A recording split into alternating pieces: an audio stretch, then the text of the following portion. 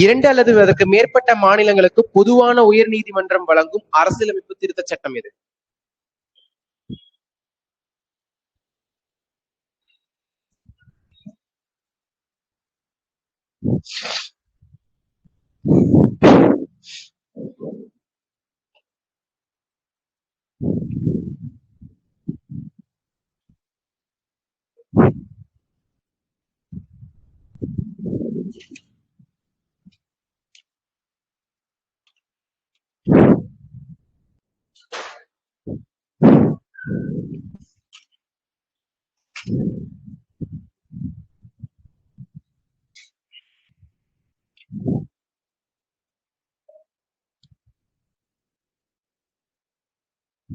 Okay,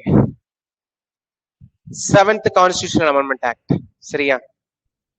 2 or more ஸ்டேட்ஸ்க்கு ஒரு common high court இருக்கும் அப்படின்னு சொல்றது 1956. ஓகே, சோ லாஸ்டா சபார்டினேட் கோர்ட்ஸ் பார்த்தோமா? Article 233 to 37. சோ இப்போ இந்த சபார்டினேட் கோர்ட்ஸ்ல யாரு கீழே ஒர்க் பண்றாங்க? ஹை கோர்ட் கீழே. சரிங்களா? சோ ஹை கோர்ட்னு போட்டுக்கோங்க, ரெண்டா டிரைவ் பிரிச்சுக்கோங்க. சரிங்களா? One side is district court, இன்னொரு சைடுல செஷன் கோர்ட்.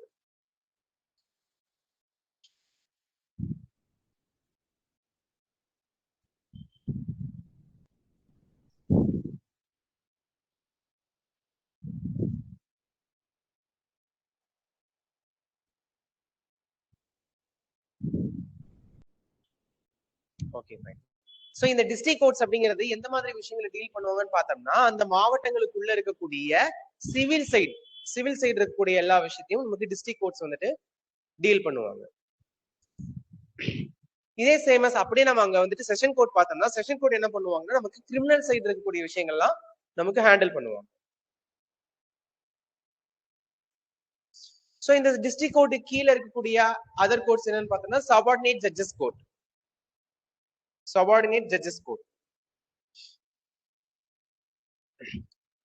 இந்த சபார்டினேட் ஜட்ஜஸ் கீழே இருக்கக்கூடிய முன்சிப் கோர்ட்.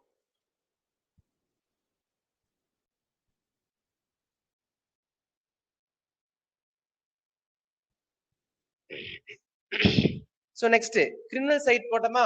கிரிமினல் சைடு கீழே பாக்குறப்போ நமக்கு chief judicial magistrate court. So இந்த கோர்ட் மூலமா என்ன பண்ணுவாங்கன்னா அதிகபட்ச தண்டனைங்கிறது 7 வருஷம் வந்து சிறை தண்டனை கொடுக்கலாம். இந்த கோர்ட் மூலமா, மேஜிஸ்ட்ரேட் கோர்ட் மூலமா 7 வருஷம் சிறை தண்டனை கொடுக்கும். சோ நெக்ஸ்ட் பார்த்தோம்னா ஜுடிஷியல் மேஜிஸ்ட்ரேட் கோர்ட், அதுக்கு கீழே. சோ இவங்களால என்ன பண்ண முடியும்னா அதிகபட்சமா 3 வருஷம் சிறை தண்டனை கொடுக்க முடியும்.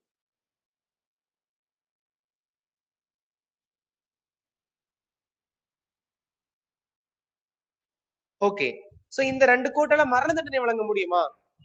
கிரிமினல் சைடு எல்லாம் வந்து விசாரிக்கிறாங்க, சோ அதுக்காக தான் மரண தண்டனை கொடுப்பாங்க. இவங்களால மரண தண்டனை கொடுக்க முடியுமா? முடியும். ஹைகோர்ட் விருப்பப்பட்டா மட்டும் முடியும். சரிங்களா? ஹைகோர்ட்டை கன்சல்ட் பண்ணி இவங்க ஒரு விஷயத்துக்கு மரண தண்டனை கொடுக்கறதா கொடுக்கலாம்.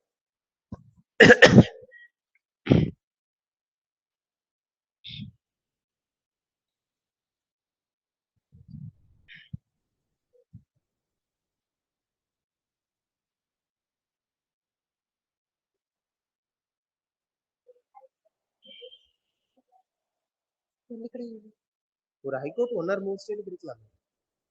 அதான்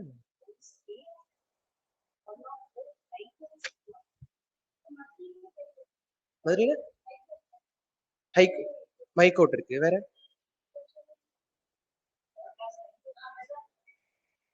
மெட்ராஸ் ஹைகோர்ட்டுடைய பெஞ்ச். சரிங்களா? அது தனியான ஒரு ஹைகோர்ட்னு கிடையாது. இப்போ மெட்ராஸ் ஹைகோர்ட்ல நம்ம வந்துட்டு ஒரு விஷயத்த ப்ரொசீட் பண்ணணும் அப்படின்னா, இப்போ நம்மளால மெட்ராஸ் போக முடியல அப்படிங்கிறதுக்காக, இப்போ மதுரையில இருக்கிறவங்க மெட்ராஸை கான்டாக்ட் பண்றது ரொம்ப கஷ்டங்கிறதுக்காக உருவாக்கப்பட்ட ஒரு பெஞ்ச் தான், தனிப்பட்ட ஒரு அமைப்புங்கிறது கிடையாது. சரியா?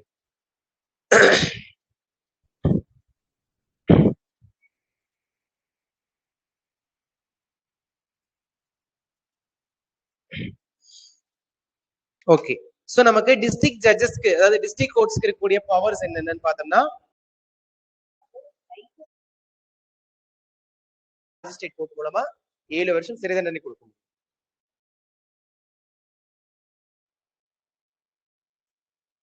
சோ இந்த டிஸ்ட்ரிக்ட் கோர்ட் கீழ இருக்கக்கூடிய அதர் கோர்ட்ஸ் என்னன்னு பார்த்தோம்னா subordinate judges court. Subordinate judges court.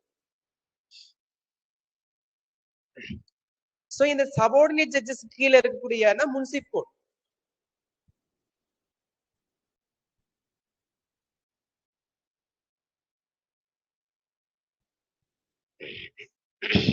So next criminal side போட்டோமா, கிரிமினல் சைடு கீழே பாக்குறப்போ நமக்கு சீஃப்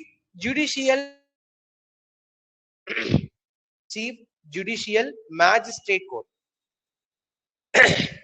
சோ இந்த கோர்ட் மூலமா என்ன பண்ணுவாங்கன்னா அதிகபட்ச தண்டனைங்கிறது 7 வருஷம் வந்து சிறை தண்டனை கொடுக்கலாம். இந்த கோர்ட் மூலம் மேஜிஸ்ட்ரேட் கோர்ட் மூலமா 7 வருஷம் சிறை தண்டனை கொடுக்கும்.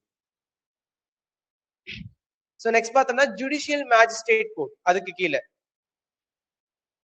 சோ இவங்களால என்ன பண்ண முடியும்னா அதிகபட்சமா 3 வருஷம் சிறை தண்டனை கொடுக்க முடியும்.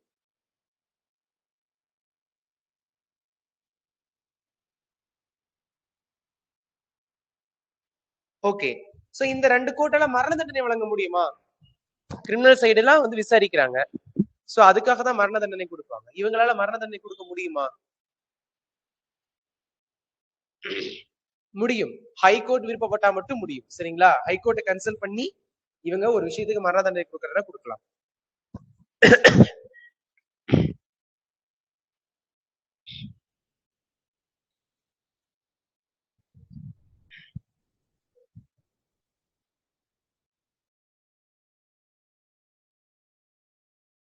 ஓகே. சோ நமக்கு டிஸ்ட்ரிக்ட் ஜட்ஜஸ்க்கு அதாவது டிஸ்ட்ரிக்ட் கோர்ட்ஸ்க்கு இருக்கக்கூடிய பவர்ஸ் என்னன்னு பார்த்தோம்னா highest judicial authority in district. Highest judicial authority in districts.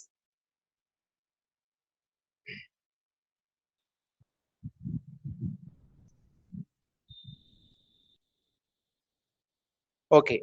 அடுத்து original and appeal jurisdiction. Original and appeal jurisdiction in both civil as well as criminal.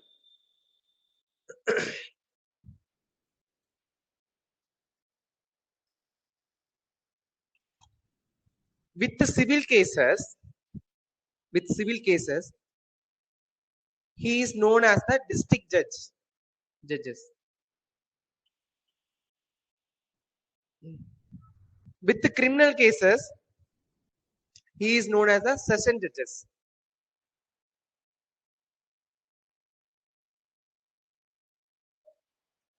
Next இவங்க இங்க நமக்கு வந்துட்டு தீர்ப்பு சரியா கிடைக்கலன்னா இவங்க நெக்ஸ்ட் எங்க அப்பீல் பண்ணுவாங்க? Next appeal to the high court. ஓகேயா?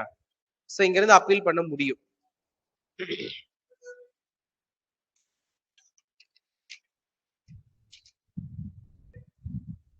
சரி, ஓகே. சோ இப்ப அடுத்து நம்ம பார்க்க போறது என்னன்னு பார்த்தோம்னா ட்ரிபியூனல்.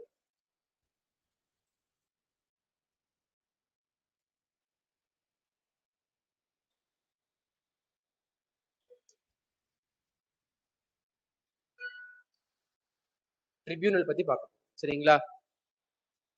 சோ ட்ரிபியூனல்னா என்ன? என்னது அது? ட்ரிபியூனல்னா என்ன? கேள்விப்பட்டிருக்கீங்களா அந்த வார்த்தை? என்னவா இருக்கும் அது? புரியல.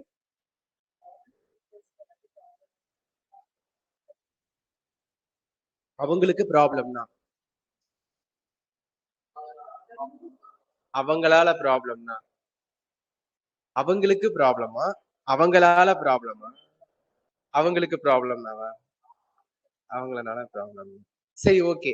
அவங்களுக்கு எந்த மாதிரி விஷயத்துல ப்ராப்ளம்னா இல்ல அவங்களால எந்த மாதிரி விஷயத்துல ப்ராப்ளம்னா இதை சொல்லுங்க.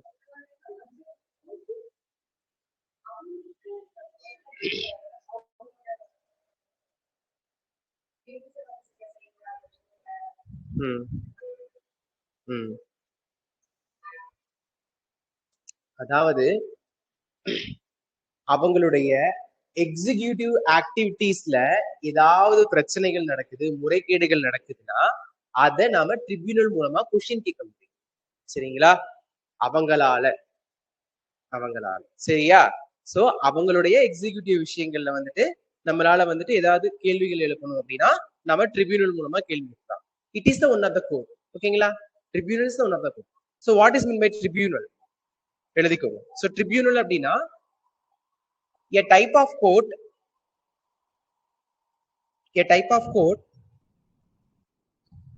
with the authority to decide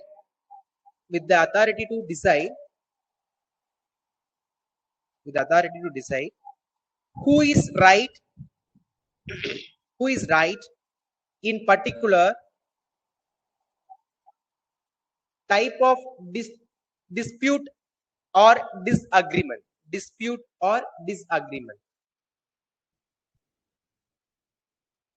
so இத பத்தி சொல்லக்கூடியதான் ட்ரிபியூனல் அப்படிங்கிறது. சரிங்களா? ஓகே. சோ ட்ரிபியூனல் அப்படிங்கிற ஒரு விஷயம் வந்து நம்மளோட கான்ஸ்டிடியூஷன்ல இருக்கான்னு கேட்டா இட்ஸ் நாட் கண்டைன். ஓகேங்களா? கான்ஸ்டிடியூஷன்ல ட்ரிபியூனல் பத்தி எந்த ஒரு விஷயம் எங்கேயுமே மென்ஷன் பண்ண கிடையாது. இது நாமளா உருவாக்கிக்கிட்டது. மென்ஷன் பண்ணிக்கோங்க. சரிங்களா? ட்ரிபியூனல் அப்படிங்கிறது கான்ஸ்டிடியூஷன்ல இருக்கான்னு கேட்டா கிடையாது. Constitution did not contain. சரி, ஓகே. அப்ப இதை எப்ப கொண்டு வந்தாங்க நமக்கு அப்படின்னு சொல்றதுன்னா 42nd அமெண்ட்மெண்ட் 1976 மூலமா நமக்கு ட்ரிபியூனலை கொண்டு வந்தாங்க. சரிங்களா?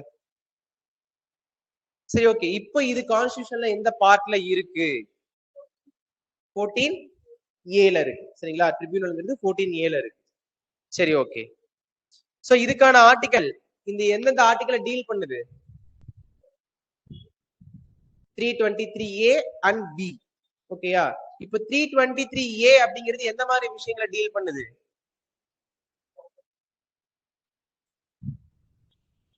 அட்மினிஸ்ட்ரேட்டிவ். ஓகேங்களா? அட்மினிஸ்ட்ரேட்டிவ் ட்ரிபியூனல்ஸ் வந்து நமக்கு வந்துட்டு 323A தான் டீல் பண்ணுது.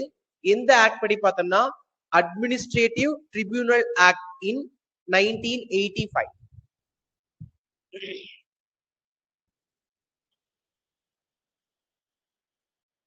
ஓகே, சரி, ஓகே. சோ இப்போ ஆர்டிகல் 323B எது இது பண்ணுதுன்னா tribunal for other matters.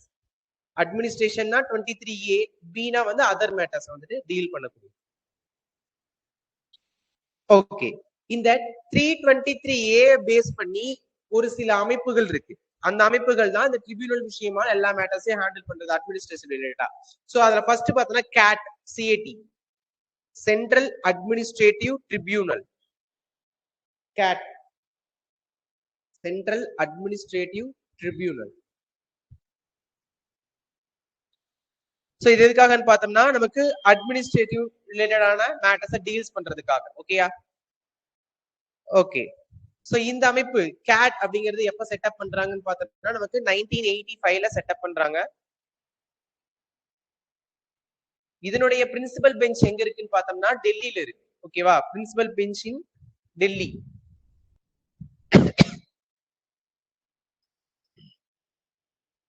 So அது போக இதுக்குன்னு ரெகுலர் பெஞ்ச் அப்படின்னு பார்த்தோம்னா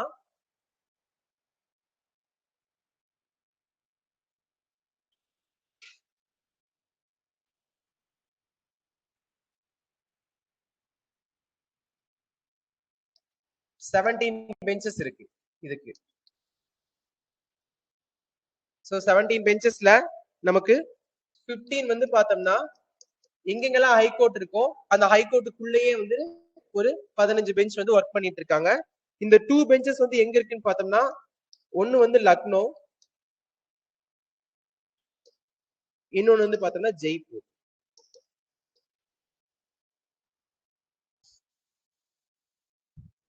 இதுல லக்னோங்கிறது எந்த மாநிலம்?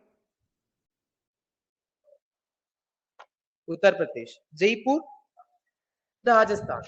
சோ அந்த மாநிலங்கள்ல தான் நமக்கு ஒர்க் ஆகிட்டு இருக்கு.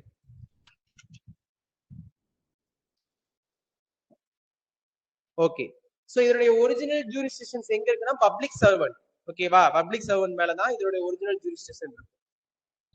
பப்ளிக் சர்வன்ட் பத்தி டிசைட் பண்ணுங்க.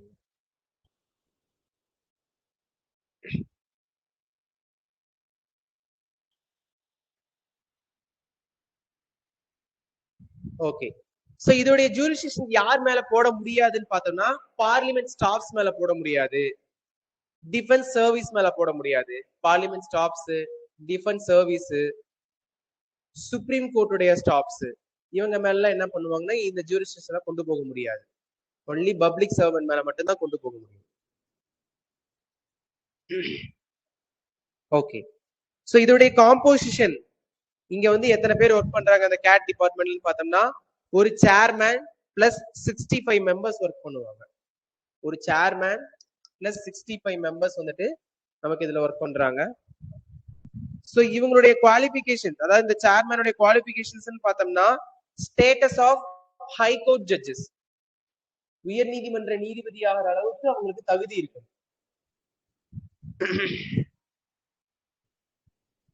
சரி, ஓகே. இவங்களை யார் வந்துட்டு அப்பாயின்மெண்ட் பண்ண முடியும்? இந்த கேட்டோடைய சேர்மேன் மெம்பர்ஸ்ல யார் அப்பாயின்மெண்ட் பண்ணலாம்? பிரசிடென்ட். ஓகேயா, பிரசிடென்ட் தான் அப்பாயின்மெண்ட் பண்ணுவாங்க.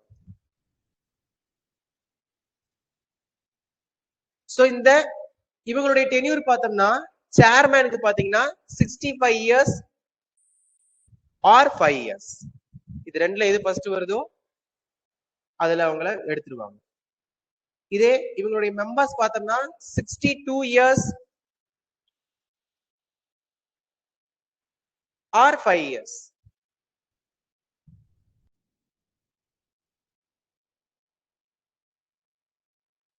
ஓகே, சோ இந்த ட்ரிபியூனல்ல போய் ஒரு கேஸ் போடணும்னா எவ்வளவு ஃபீஸ், எவ்வளவு வரும்? 50 ரூபாய். சரியா, 50 ருபீஸ். இதோடைய நாமினல் ஃபீஸ் பார்த்தோம்னா 50 ருபீஸ்.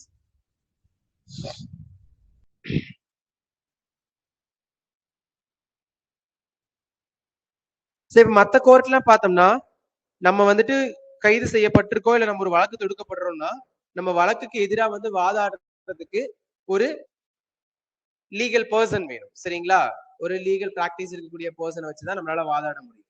பட் ட்ரிபியூனல் மட்டும் என்ன ஸ்பெஷல்னு பார்த்தோம்னா சம்பந்தப்பட்டவங்களே வாதாடலாம். சரிங்களா, சோ என்ன சொல்றாங்கன்னா applicant may appear, applicant may appear, applicant may appear either in person or through a lawyer, நீங்க வழக்கறிஞரை வச்சும் நீங்க வந்துட்டு வாதாடலாம், இல்ல நீங்களே வந்துட்டு இறங்கி வாதாடலாம். ஓகே, சோ இப்ப இந்த ட்ரிபியூனல் அப்படின்னு பார்த்தோம்னா இந்த ட்ரிபியூனல்ல இருந்து அப்பீல் பண்ணணும் அப்படிங்கிறப்போ இதுக்கு முன்னாடி என்ன இருந்துச்சுன்னா டைரக்ட் ஒன்லி சுப்ரீம் கோர்ட். ஓகேங்களா, சுப்ரீம் கோர்ட்ல மட்டும் தான் முத வந்து இதோடைய அப்பீல் அடுத்த கட்டத்துக்கு கொண்டு போக முடியும் இருந்தது. பட் ஆஃப்டர் 1997, ஓகேவா, சந்திரகுமார் கேஸ்னு ஒண்ணு இருக்கு. ஆஃப்டர் 1997 சந்திரகுமார் கேஸ்னு ஒண்ணு இருக்கும். சோ அது மூலமா பார்த்தோம்னா நமக்கு வந்துட்டு அப்பீல் வந்து ஹை கோர்ட்லயும் பண்ணிக்கலாம் அப்படின்னு சொல்லி போட்டிருக்காங்க.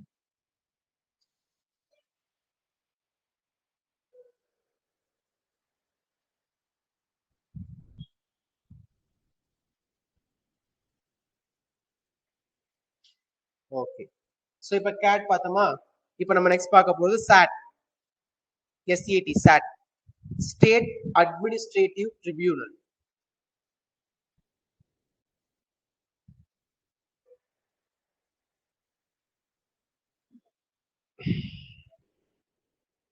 ஓகே, சோ இது வந்து எந்த வருஷம் உருவாச்சுன்னு பார்த்தோம்னா 1985ல செட்டப் இன் 1985. ஓகே, சோ இங்க இருக்கிற மெம்பர்ஸ்ல யார் அப்பாயின்மெண்ட் பண்ணுவாங்க? President, but consult by governor. ஓகேங்களா, ஸ்டேட்னு வந்துட்டாலே கன்சல்ட் பண்ணணும்.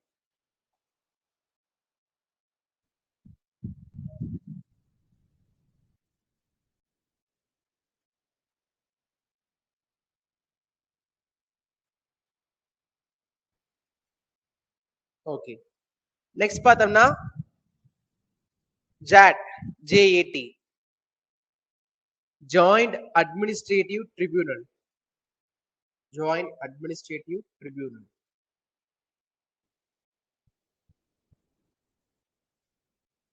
சோ இதெல்லாம் பாத்தீங்கன்னா நமக்கு 2 or more ஸ்டேட்ஸ்க்கு இருக்கக்கூடிய ஒரு common tribunal.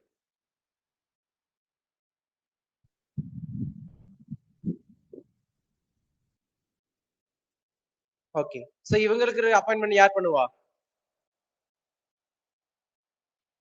2 or more state இருக்கக்கூடிய இந்த ஜாட் ட்ரிபியூனலுக்கு யார் அப்பாயின்மெண்ட் பண்ணுவாங்க? யார்? இதுவும் பிரசிடென்ட் தான் அப்பாயின்மெண்ட் பண்ணுவாங்க. சரிங்களா? கன்சல்ட் பண்ணிட்டு பண்ணுவோம்.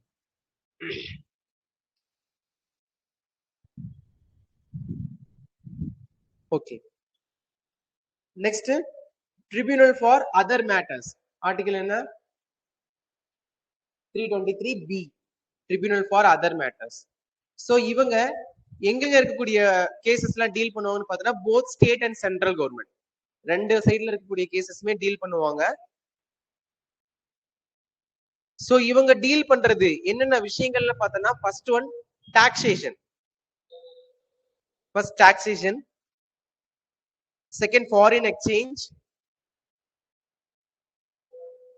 தேர்ட் வந்து லேண்ட் ரிஃபார்ம், ஃபோர்த் வந்து எலெக்ஷன் ஆஃப் பார்லிமெண்ட். சோ இந்த 4 விஷயத்தையும் இவங்க டீல் பண்றாங்க.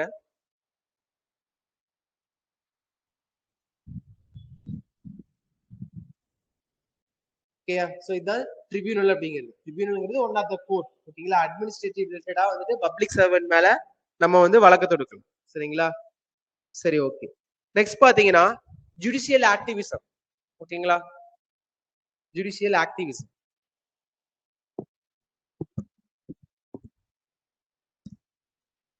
சோ இந்த ஜுடிஷியல் ஆக்டிவிசம் அப்படிங்கிற விஷயம் வந்து முத எங்க உருவாகுதுன்னு பார்த்தோன்னா originated by USA. Originated in USA.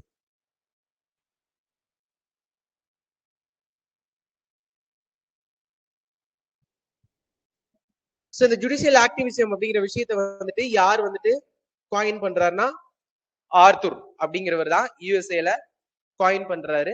எந்த வருஷம் பார்த்தோன்னா 1947.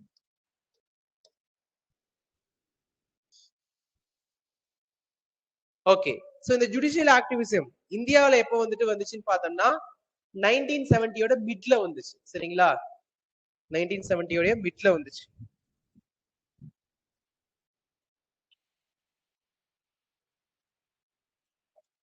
ஓகே. சோ இந்த ஜுடிஷியல் ஆக்டிவிசம் அப்படின்னு பாக்குறப்போ ஆர்டிகல் 21 பேஸ் பண்ணி இருக்கக்கூடிய அத்தனை வழக்குகளும் இந்த ஜுடிஷியல் ஆக்டிவிசம் மூலமா நம்மளால போடும். ஆர்டிகல் 21 என்னது? Personal liberty. ஓகேங்களா? Freedom of personal liberty. So இதை பேஸ் பண்ணி நமக்கு போட முடியும். சோ இதுக்கான பெஸ்ட் எக்ஸாம்பிள் பார்த்தோம்னா நமக்கு ஃபர்ஸ்ட் ஒன் பாக்குறப்போ கோபாலன் கேஸ்.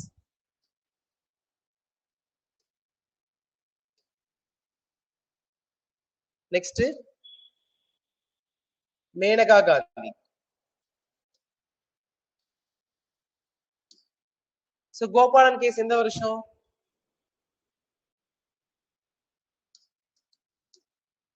1950. சரியா? மேனகா காந்தி கேஸ் 1970. சரி, ஓகே. சோ இப்போ இந்த கேஸ பத்தி கொஞ்சம் பார்க்கலாம். சரிங்களா? So AK Gopalan case 1950. AK Gopalan அப்படிங்கிறவர் யாருன்னு பார்த்தோம்னா நமக்கு கம்யூனிஸ்ட் பார்ட்டியுடைய ஒரு தலைவரா இருப்பார். கம்யூனிஸ்ட் பார்ட்டியுடைய தலைவர் ஆஸ் வெல் அஸ் ஒரு சுதந்திர போராட்ட வீரரும் கூட ஏகே கோபாலன் அவர்கள்.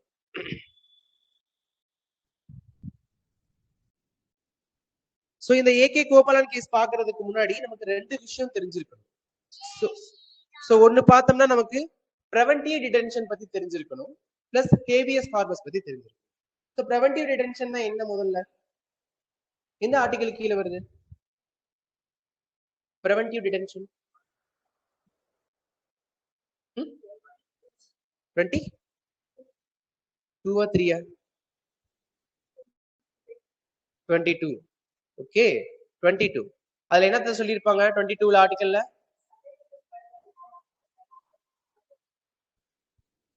சந்தேகத்தின்படி கைது பண்றதுதானா? நான் கேட்கறது மொத்தமா ஆர்டிகல் 22ங்கிறது என்ன?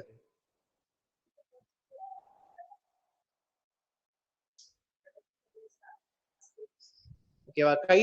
கைது செய்யப்படுவதற்கு எதிரான தடுப்பு காவல் நடவடிக்கைகளை பத்தி சொல்லக்கூடியது. சரிங்களா? சோ இதுல நமக்கு புனிட்டிவ் டிடென்ஷன், பிரெவென்டிவ் டிடென்ஷன் ரெண்டு பார்ப்போம். புனிட்டிவ் டிடென்ஷன் என்ன?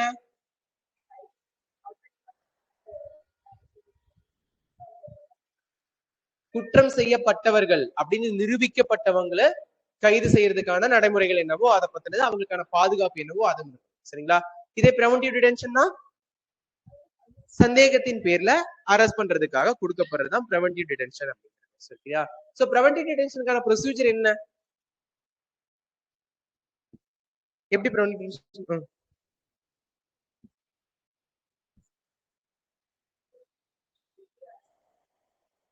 அதான் ப்ரொசீஜர் சொல்லுங்க. பிரிவென்டிவ் டிடென்ஷன்னா என்ன பண்ணுவாங்க?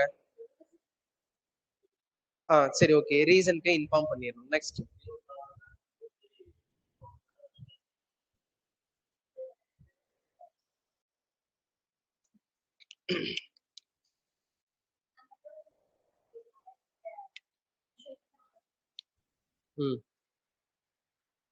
வேற அப்புறம்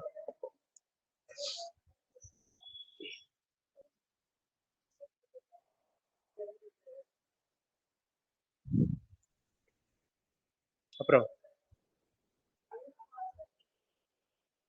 ரிலீஸ் பண்ணிடுவாங்க.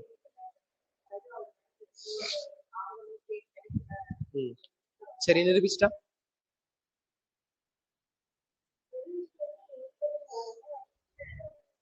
குறைஞ்சபட்சம் இவங்க எவ்வளவு நாள் காவல்ல வச்சிருக்க முடியும்? Preventive detention 2 months. இதுக்கு முன்னாடி எவ்வளவா இருந்தது? 3 months. இது ரொம்ப முக்கியம். சரிங்களா? சந்தேகத்தோட அடிப்படையில ஒருத்தர் நம்ம கைது பண்றோம் அப்படின்னா அதுதான் பிரிவென்டிவ் டிடென்ஷன் அப்படிங்கிறது. சரிங்களா? அதுக்கான காரணத்தை அவங்களுக்கு தெரிவிக்கலாம். சரிங்களா? அவங்க மேஜிஸ்ட்ரேட்ல 24 hours சப்மிட் பண்ணலாம். சரிங்களா? சோ அவங்க வந்து அவங்களுக்கு எதிராக லாயரை வந்து இது பண்ணிக்கலாம். ஓகேவா? பட் ஆனால் சரிங்களா, அவங்கள சந்தேகத்தின் பேர்ல கைது பண்ணும் பொழுது குறைஞ்சபட்சம் 3 முன்னாடி, இப்போ 2 மாசம் வந்து வைக்க முடியும். சரி, இந்த மாதிரியான கைதுக்குன்னு ஒரு சட்டம் ஒண்ணு இருக்கும். என்னன்னு தெரியுமா? எக்ஸாம்பிள் ஏதாவது இந்த சட்டத்தின் அடிப்படையில கைது பண்ணிட்டாங்க அரசியல்வாதிகள் அப்படின்னு சொல்லுவாங்க.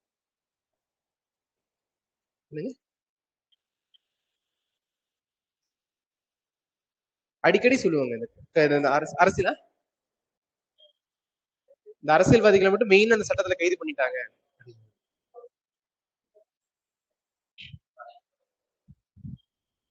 குண்டர் சட்டம்னு ஒண்ணு சொல்லுவாங்க, தெரியுங்களா? சரியா? குண்டர் சட்டம் அது வந்து நமக்கு பிரிவென்டிவ் டிடென்ஷனுக்கு கீழே வரதான். எக்ஸாம்பிளுக்கு எழுதிக்கங்க. சரிங்களா? குண்டர் சட்டம் அப்படிங்கிறது. சோ அந்த சட்டத்தின்படி என்ன பண்ணுவாங்கன்னு பார்த்தோம்னா, இப்போ ஒரு பொதுக்கூட்டம் கூட்ட போறேன்னு சொல்லிட்டு ஒரு பப்ளிக் பார்ட்டி வந்து இன்ஃபார்ம் பண்றாங்கன்னா கண்டிப்பா அவங்க பொதுக்கூட்டம் கூட்டினா சண்டைகள் வரும், பிரச்சனைகள் வரும், கலவரங்கள் வெடிக்கும் அப்படின்னு சந்தேகப்பட்டா மட்டுமே போதும். சரிங்களா? அவங்கள தாராளமா கைது பண்ணிக்கலாம். சோ இத பத்தி சொல்லக்கூடியதுதான் நமக்கு பிரிவென்டிவ் டிடென்ஷன் அப்படிங்கிறது. சரிங்களா? சரி, ஓகே. நமக்கு ஹேபியஸ் கார்பஸ்ங்கிறது என்னது?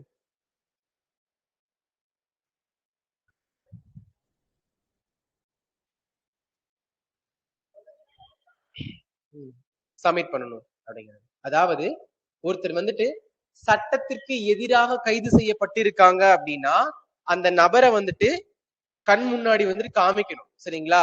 அவங்களை வந்து சப்மிட் பண்ணணும் கோர்ட்ல. அப்படிங்கிறதுக்காக சம்பந்தப்பட்ட நபரோ இல்ல சம்பந்தப்பட்ட நபர் மூலமா இருக்கக்கூடிய உறவினர்களோ இல்ல ஒரு பொதுநலன் கருதி இருக்கக்கூடிய ஒரு பப்ளிக் பர்சனோ, சரிங்களா, சோ தடுக்கிறது தான் நமக்கு ஹேபியஸ் கார்பஸ்ங்கிறது. ஹேபியஸ் கார்பஸ்க்கான ஆர்டிகல் 32. சுப்ரீம் கோர்ட் மட்டும் தானா? ஹைகோர்ட்ல போட முடியாதா? சரிங்களா? சுப்ரீம் கோர்ட் சரிங்களா? அதுலதான் வந்து ஹேபியஸ் கார்பஸ் போட்டு நம்மள கைது பண்ண முடியும், அதாவது அந்த நபரை வந்துட்டு காமிக்க முடியும். சோ இந்த 2 சட்டத்தையும் தெரிஞ்சதுக்கு அப்புறம் தான் நமக்கு கோபாலன் கேஸ்குள்ள போறது. சரிங்களா?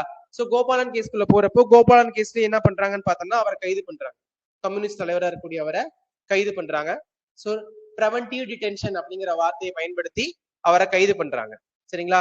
கைது பண்ணும் பொழுது அவர் சொல்றது என்னன்னு பார்த்தோம்னா, எனக்கு ஃபண்டமெண்டல் ரைட்ஸ் பாதிக்குது அப்படின்னு சொல்லி ஹேபியஸ் கார்பஸ் மூலமா வந்து கேஸ் ரிட் வந்து ஃபைல் பண்றாரு. சரிங்களா? ரிட் ஃபைல் பண்ணி எனக்கு ஃபண்டமெண்டல் ரைட்ஸ்ல ஆர்டிகல் 13, 19, 21 இந்த 3ம் பாதிக்கப்படுது அப்படின்னு சொல்லி சொல்றாரு. சோ 21 வந்துட்டு லிபர்ட்டின்னு சொல்லி சொல்லிட்டீங்க. 19 என்ன? 6 ரைட்ஸ். ஓகேங்களா? வாழ்வதற்கான உரிமையை தாண்டி வேற என்னென்ன உரிமைகள் இருக்கு? பேசலாம், சங்கம் அமைக்கலாம், கூட்டம் கூட்டலாம், எல்லாமே இருக்கு. ஏன்னா அந்த கூட்டம் கூட்டலாங்கிறப்ப அதுல ஒரு வார்த்தை கொடுத்திருப்பாங்க, ஆயுதங்கள் இல்லாம கூட்டம் கூட்டுறதுக்கு வாய்ப்புகள் இருக்கு அப்படின்னு. ஆர்டிகல் 13 என்ன? Judicial review. அதாவது வந்துட்டு நம்ம சட்டம் வந்துட்டு பாதிக்கக்கூடிய அளவுக்கு, அதாவது அரசியலமைப்பு பாதிக்கக்கூடிய அளவுக்கு ஒரு சட்டம் போடப்பட்டுச்சு அப்படின்னா அதை ரிவ்யூ பண்ணணும் கோர்ட்டு அப்படிங்கிற மாதிரி. சோ அப்ப இவர் என்ன சொல்றாருன்னு பார்த்தோம்னா, எனக்கு கொடுத்த ஃபண்டமெண்டல் ரைட்ஸ் பாதிக்கப்படுது, இங்க நம்ம கான்ஸ்டிடியூஷன் நீங்க கொடுத்துருக்கீங்க ஆனா பாதிக்கப்படுது, அதுக்கு எதிராக இவங்க ஒரு சட்டத்தை கொண்டு வந்து பிரிவென்டிவ் டிடென்ஷன் மூலமா எனக்கு கைது பண்றாங்க அப்படின்னு சொல்லி இவரு கேஸ் கொடுக்குறாரு. கேஸ் கொடுக்குறப்போ நமக்கு ஜட்மெண்ட் என்ன வருதுன்னு பார்த்தோம்னா, ஜட்மெண்டோட வார்த்தை ரொம்ப முக்கியம், நேரோ இன்டர்பிரேஷன். நேரோ இன்டர்பிரேஷன், அதாவது வந்துட்டு குறுகிய தீர்ப்புன்னு சொல்லி ஒரு தீர்ப்பு கொடுக்குறாங்க. சோ அந்த தீர்ப்புல என்ன சொல்றாங்கன்னு பார்த்தோம்னா, ஆர்டிகல் 21ல இன்னொரு வார்த்தைகள் ஒண்ணு கொடுத்திருப்பாங்க. என்னன்னு பார்த்தோம்னா, ப்ரொசீஜர் எஸ்டாப்ளிஷ்ட் பை லா அப்படின்னு சொல்லி கொடுத்திருப்பாங்க. ப்ரொசீஜர் எஸ்டாப்ளிஷ்ட் பை லானா என்ன, அதுக்கான அர்த்தம் என்ன? ப்ரொசீஜர் எஸ்டாப்ளிஷ்ட் பை லா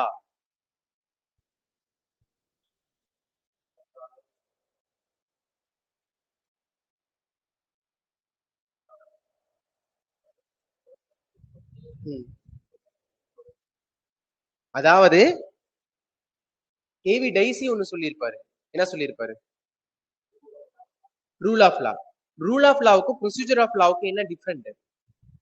அவர் என்ன சொல்லுவாரு? ஏவி டைசி அவர்கள் என்ன சொல்லுவாரு? ரூல் ஆஃப் லானா என்ன அர்த்தம் அதுக்கு? சட்டத்தின் முன் எல்லாரும் ரூல் ஆஃப் லாவுக்கும் ப்ரொசீஜர் ஆஃப் லாவுக்கும் என்ன சம்பந்தம்? இப்ப நம்ம கான்ஸ்டிடியூஷன்ங்கிறது procedure of law, rule of law கிடையாது, சரிங்களா? ஆனா ஏவிடிசி என்ன சொல்லுவாருன்னா, ஒரு கான்ஸ்டிடியூஷன் மேக் பண்றீங்கன்னா அது ரூல் ஆஃப் லாவை பேஸ் பண்ணி தான் இருக்கு. கிட்டத்தட்ட, சரிங்களா? அதாவது என்னன்னா, ஒரு தனி மனிதனுக்காக மட்டும்தான் அரசியலமைப்பை உருவாக்க வேண்டும் அப்படின்னு சொல்லி சொல்றது வந்துட்டு ரூல் ஆஃப் லா, சரிங்களா? ப்ரொசீஜர் ஆஃப் லா என்னன்னா, ஒவ்வொரு தனி மனிதனும் வந்துட்டு சட்டத்தின் அடிப்படையில செயல்படணும் அப்படின்னு சொல்லி சொல்றது, சரிங்களா? அப்ப எம்.கே. கோபாலன் வழக்குல என்ன சொல்றாங்கன்னு பார்த்தோம்னா, அதாவது சட்டம்ங்கிறது நாங்க போடுவோம், அதை நீங்க கேட்டுக்கணும், சரிங்களா? அப்படிங்கிறப்போ நாங்க சொல்றதுதான் எல்லாமே அப்படிங்கிற மாதிரி பிரிவென்டிவ் டிடென்ஷன் மூலமா அவரை கைது பண்ணது சரிதான் அப்படின்னு ப்ரொசீஜர் எஸ்டாப்ளிஷ்ட் பை லா அப்படிங்கிற பேஸ்ல உங்களை கைது பண்ணிருக்குன்னு இது பண்ணிடுவாங்க. அதே மாதிரி இந்த ப்ரொசீஜர் எஸ்டாப்ளிஷ்ட் பை லா அப்படிங்கிறது எதுக்கு சூட் ஆகும்னு பார்த்தோம்னா, ஒன்லி ஃபார் எக்ஸிக்யூட்டிவ், ஓகேங்களா? லெஜிஸ்லேட்டிவ்ல நமக்கு செட் ஆகாது, சரிங்களா? அரசியலமைப்பு ஒரு சட்டம் கொண்டு வந்துச்சுன்னா அது மட்டும்தான் பெருசு. நிர்வாகம் தொடர்பா வேணா எந்த ஒரு விஷயத்தையும் மாத்திக்கலாம், சரிங்களா? பட் சட்டம் தொடர்பா, லா தொடர்பா வந்து எந்த ஒரு விஷயத்தையும் மாத்த முடியாதுன்னு நமக்கு எம்.கே. கோபாலன் வழக்குல சொல்றாங்க, சரிங்களா? சரி, ஓகே. சோ அதுக்கு அடுத்து பார்த்தோம்னா மேனகா காந்தி கேஸ். இதுக்கு முன்னாடியே சொல்லிருப்போம் மேனகா காந்தி கேஸ் பத்தி என்ன சொன்னோம்? யாரு மேனகா காந்தி? இந்திரா காந்தியோடைய மருமகள். இந்திரா காந்தியோடைய பையன் பேர் என்ன? சஞ்சீவ் காந்தி. இந்திரா காந்தியோட இரண்டாவது மகன் சஞ்சீவ் காந்தி அவர்களுடைய மருமகள், அதாவது மனைவிதான் நமக்கு மேனகா காந்தி அவர்களுக்கு வந்து யார் பார்த்தோம்னா ஜனதா பார்ட்டியை சேர்ந்த, பாரதிய ஜனதா பார்ட்டியை சேர்ந்த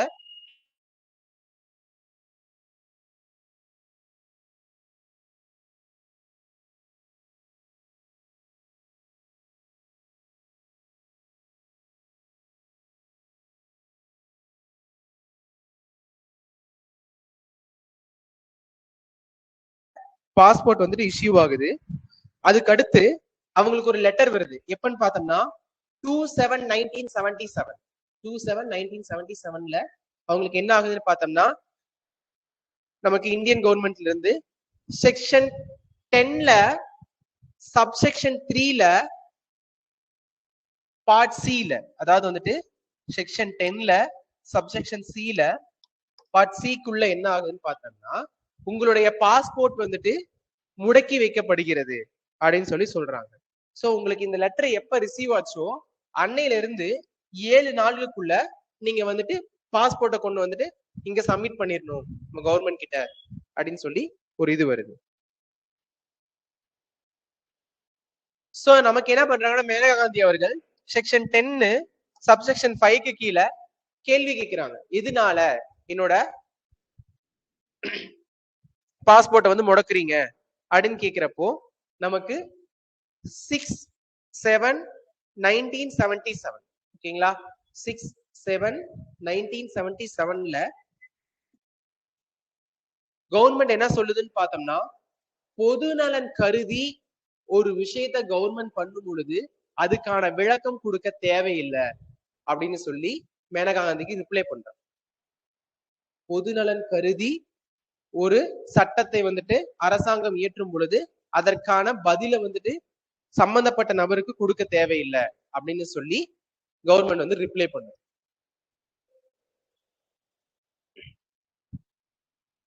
அப்ப ரிப்ளை பண்ணும் பொழுது இந்த கேஸ் மூலமா ஒரு 5 கேள்விகள் உருவாகுது. ஃபர்ஸ்ட் கொஸ்டின் என்னன்னு பார்த்தோம்னா, ஃபண்டமெண்டல் ரைட்ஸ் அப்படிங்கிறது வந்துட்டு முழுமையானதா இல்லையா? முதல் கேள்வி, ஃபண்டமெண்டல் ரைட்ஸ்ங்கிறது முழுமையானதா இல்லையா அப்படிங்கிற ஒரு கேள்வி வருது. சோ அதுக்கு அடுத்து பார்த்தோம்னா, அதுலயே சப் கொஸ்டின் என்னன்னு பார்த்தோம்னா, ஃபண்டமெண்டல் ரைட்ஸ் அப்படிங்கிறது வந்துட்டு இந்தியன் டெரிட்டரிக்குள்ள மட்டும்தான் கிடைக்குமா இல்ல வெளியில போனாலும் கிடைக்குமா அப்படிங்கிறது இன்னொரு கொஸ்டின்.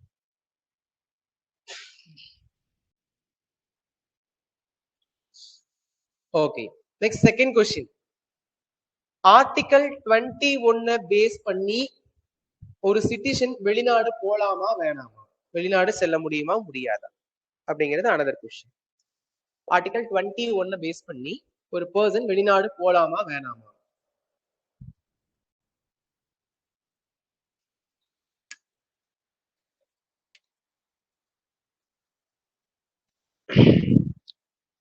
நெக்ஸ்ட், பாஸ்போர்ட் ஆக்ட் அப்படிங்கிறது வந்துட்டு ஏதாவது ஒரு ப்ரொசீஜரை எஸ்டாப்ளிஷ் பண்ணுதா சிட்டிசன் மேல?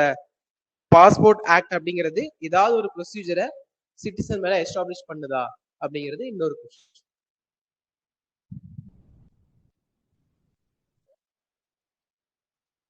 நெக்ஸ்ட் ஃபோர்த் பாத்தீங்கன்னா, பாஸ்போர்ட் ஆக்ட் அப்படிங்கிறது ஆர்டிகல் 14, 19, 21 மீறுதா, வயலேட் பண்ணுதா அப்படின்னு கேட்கிறாங்க.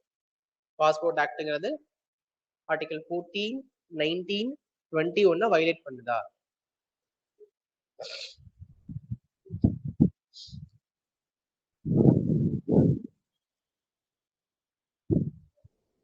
நெக்ஸ்ட் ஃபிஃப்த் கொஸ்டின் பார்த்தோம்னா, ரீசனை சொல்லாம பாஸ்போர்ட்டை முடக்கிறதுங்கிறது வந்துட்டு நேச்சுரல் ஜஸ்டிஸ்க்கு எதிரானதா இல்லையா அப்படிங்கிறது ஒரு கொஸ்டின் வரும். எந்த ஒரு ரீசனும் இன்டிமேட் பண்ணாம பாஸ்போர்ட்டை முடக்கிறதுங்கிறது நேச்சுரல் ஜஸ்டிஸ்க்கு எதிரானதா இல்லையா அப்படிங்கிற கொஸ்டின்.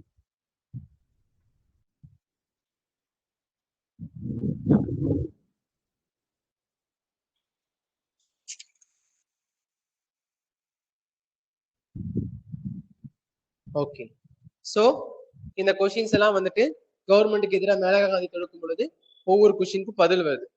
சோ பதில் பார்த்தோம்னா, ஃபர்ஸ்ட் கொஸ்டின், ஃபண்டமெண்டல் ரைட்ஸ் முழுமையானதா இல்லையா அப்படிங்கிறப்போ முழுமையானது கிடையாது அப்படின்னு சொல்லி கொஸ்டின் வரும், ஆன்சர் வருது. அடுத்த கொஸ்டின் என்ன, அதுலயே சப் கொஸ்டின் என்ன, இந்தியன் டெரிட்டரிக்குள்ள மட்டும்தான் கிடைக்குமா இல்ல வெளியிலயும் கிடைக்குமா? கிடைக்கும்னு சொல்லி சொல்றாங்க. சரிங்களா?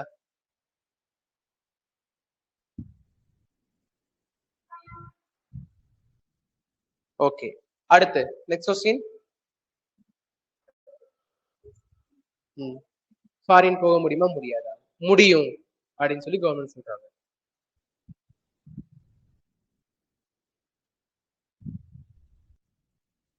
நெக்ஸ்ட், பாஸ்போர்ட்ங்கிற ப்ரொசீஜர் வந்து ஏதாவது எஸ்டாப்ளிஷ் பண்ணுதா அப்படின்னு சொல்லி கேட்டா, இதுக்குன்னு அதாவது இந்த பாஸ்போர்ட் ஆக்ட பேஸ் பண்ணி எந்த ஒரு ப்ரொசீஜரும் கிடையாது. இப்ப அவங்க வந்துட்டு இதையோ ஒன்னு ரீசனா வச்சு வந்து முடக்குனாங்க பாத்தீங்களா, அந்த மாதிரி முடக்க முடியுமான்னு கேட்டா அப்படி எந்த ஒரு ப்ரொசீஜரும் கிடையாது அப்படின்னு சொல்லி சொல்றாங்க. சோ இது ஆர்டிகல் 21 கீழே வராது அப்படிங்கிறாங்க. சோ நீங்க தனி மனித சுதந்திரம் பாதிக்கப்படுதுன்னு சொல்றீங்க, சோ அப்படி 21 கீழேயும் வராது, இதை முடக்கிறதுக்கான ப்ரொசீஜர்னு எதுவும் கிடையாது அப்படின்னு சொல்லி சொல்றாங்க. அதாவது என்ன சொல்றாங்கன்னு பார்த்தோம்னா, பாஸ்போர்ட் ஆக்ட் வந்து பேஸ் பண்ணி தானே வந்து நீங்க வந்து லாக் பண்ணாங்க உங்களுக்கு, அப்படி மாதிரி லாக் பண்றது ஏதாவது ப்ரொசீஜர் இருக்கா அப்படின்னு கேட்கிறப்போ அந்த மாதிரி எந்த ப்ரொசீஜரும் இல்லைங்கிறாங்க. சரிங்களா? அதுக்கு அடுத்து இவங்க என்ன சொல்றாங்க, நீங்க பாஸ்போர்ட்டை முடக்கிறதுனால என்னுடைய பர்சனல் லிபர்ட்டி பாதிக்கப்படுதுன்னு சொல்றாங்க. இந்த பாஸ்போர்ட் ஆக்ட் மூலமா உங்க பாஸ்போர்ட்டை லாக் பண்ணதுங்கிறது ஆர்டிகல் 21 கீழே வராது அப்படின்னு சொல்லி சொல்றாங்க. சோ பர்சனல் லிபர்ட்டி கீழே வராது அப்படிங்கிறாங்க.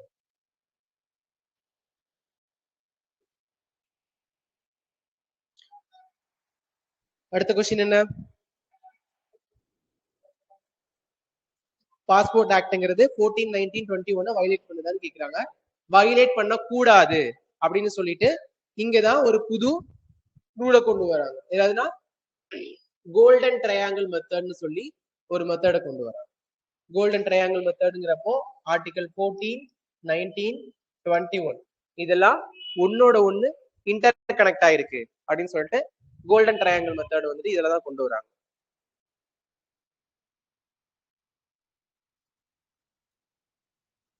ஓகே, லாஸ்ட் கொஸ்டின் என்ன?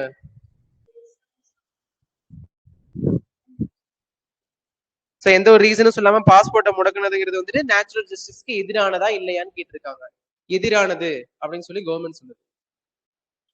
எந்த ஒரு ரீசனும் சொல்லாம முடக்குனது எதிரான விஷயம் தான்.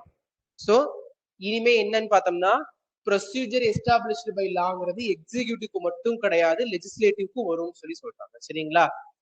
சோ அப்போ சட்டம் வந்துட்டு எந்த ஒரு தனி மனிதனையும் வந்து அப்படி பாதிக்க முடியாது அப்படின்னு சொல்லி அவங்க பாஸ்போர்ட்டை திரும்ப மீட்டு கொடுத்துறாங்க. சரியா? சோ அப்ப என்ன ஆகுதுன்னு பார்த்தோம்னா எம்கே கோபாலன் கேஸ்க்கு அப்படியே ஸ்ட்ரெயிட் ஆப்போசிட்டான ஒரு ப்ரொசீஜர் வந்துட்டு நமக்கு ரிசல்ட் வந்துட்டு நமக்கு இங்க மேனகா காந்தி கேஸ்ல நமக்கு கிடைக்கும்.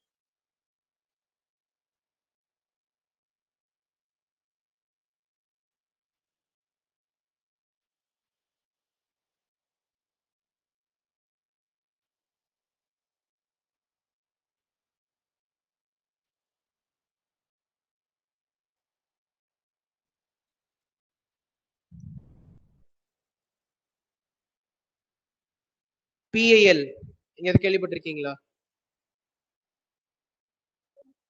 பொதுநல வழக்கு. சரிங்களா?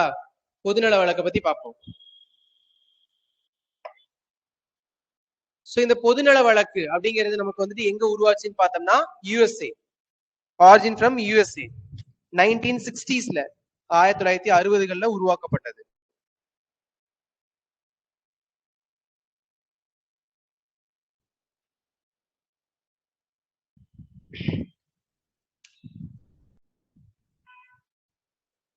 It's product of judicial activism. இந்த பொதுநல வழக்குங்கிறது ஜுடிஷியல் ஆக்டிவிட்டிஸை ப்ரொடக்ட் பண்ணுது.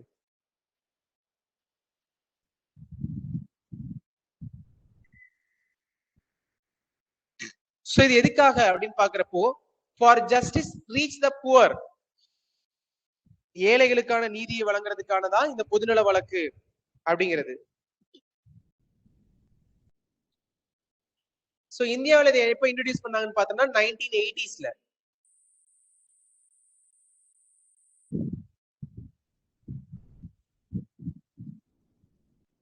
சோ பொதுநல வழக்குகளுக்கான முன்னோடி அப்படின்னு சொல்லி இந்தியாவில யார சொல்லுவாங்கன்னு பார்த்தோம்னா வி.ஆர். கிருஷ்ணா, பி.என். பகவதி.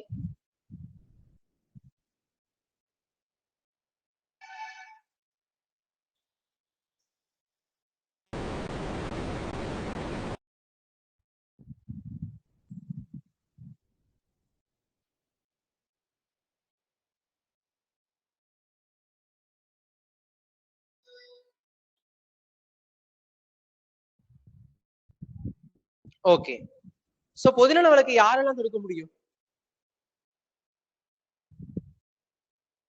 யார் வேணாலும் தொடுக்க முடியுமா, இல்ல சம்பந்தப்பட்ட நபர் தொடுக்க முடியுமா? யார் வேணாலும் தொடுக்க முடியும். சரி, ஏதாவது ஒரு பொதுநல வழக்கு எக்ஸாம்பிள், இந்த விஷயத்துல பொதுநல வழக்கு தொடரலாம் அப்படின்னு ஏதாவது சொல்லுங்க. ரொம்ப சிம்பிளா ஏதாவது ஒரு விஷயம், சோ இதுக்காகலாம் பொதுநல வழக்கு போடலாம் அப்படின்னு. என்விரான்மெண்டல் ரிலேட்டடான விஷயம் பொதுநல வழக்கு தாராளமா போட முடியும். சரிங்களா? ஓகே. சோ இன்னொன்னு எக்ஸாம்பிளுக்கு சொல்ல போனா இப்போ ஒரு அரசியல் கட்சி மீட்டிங் நடக்குது காந்திபுரம்ல இருந்து கொஞ்சம் தூரத்துல பீலமேட்டல் நடக்குதுன்னு வச்சுக்கோங்க. நமக்கு எங்க காந்திபுரம் வந்து லைனா ஃபுல்லா பேனர் அடிச்சு வச்சிருக்காங்க. சரியா? சோ அந்த பேனர் சப்போஸ் ஏதாவது ஒரு ரீசன்னால கவிழ்ந்து போக்குவரத்து நெரிசல் ஆகுறதுக்கோ இல்ல மக்களை பாதிக்கிறதுக்கோ வாய்ப்புகள் இருக்குன்னா அதையுமே பொதுநல வழக்கா தொடரலாம். சரிங்களா? சோ தமிழ்நாட்டுல அடிக்கடி வந்துட்டு வார்னிங் வாங்கின ஒரு பொதுநலவாதி யாருன்னு பார்த்தோம்னா டிராபிக் ராமசாமி. சரிங்களா? கேஸ் போட்டு நிறைய ஜெயிச்சு இருப்பாரு. அதே மாதிரி கேஸ் போட்டு வந்து கோர்ட் வார்னிங் கொடுத்துட்டு இருக்கும், நீ அடிக்கடி சும்மா சம்பந்தம் இல்லாத விஷயத்துக்கெல்லாம் பொதுநல வழக்கு போட்டுட்டு இருக்க அப்படின்ட்டு. ரொம்ப ஃபேமஸான ஒரு பர்சன் டிராபிக் ராமசாமி அவர்கள். சரியா? ஓகே. சோ இதுக்கான பெட்டிஷன் அப்படின்னு பார்த்தோம்னா, பொதுநல வழக்கு சம்பந்தப்பட்ட பெட்டிஷனை சுப்ரீம் கோர்ட்ல யூஸ் பண்ண என்ன ஆர்டிகல் யூஸ் பண்ணலாம்?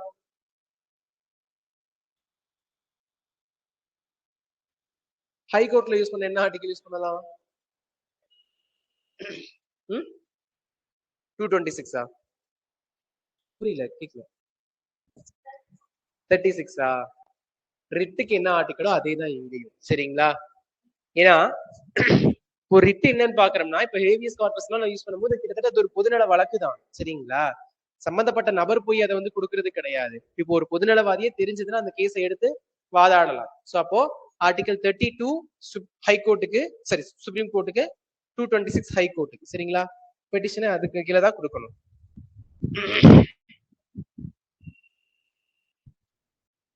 சரி, ஓகே. எதுக்கான எதிராலாம் வந்துட்டு நம்ம இந்த விஷயத்த கொடுக்கலாம்னு பார்த்தோம்னா, first harassment.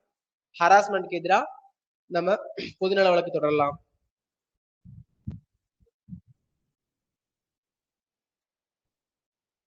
Next, police for refusing to register.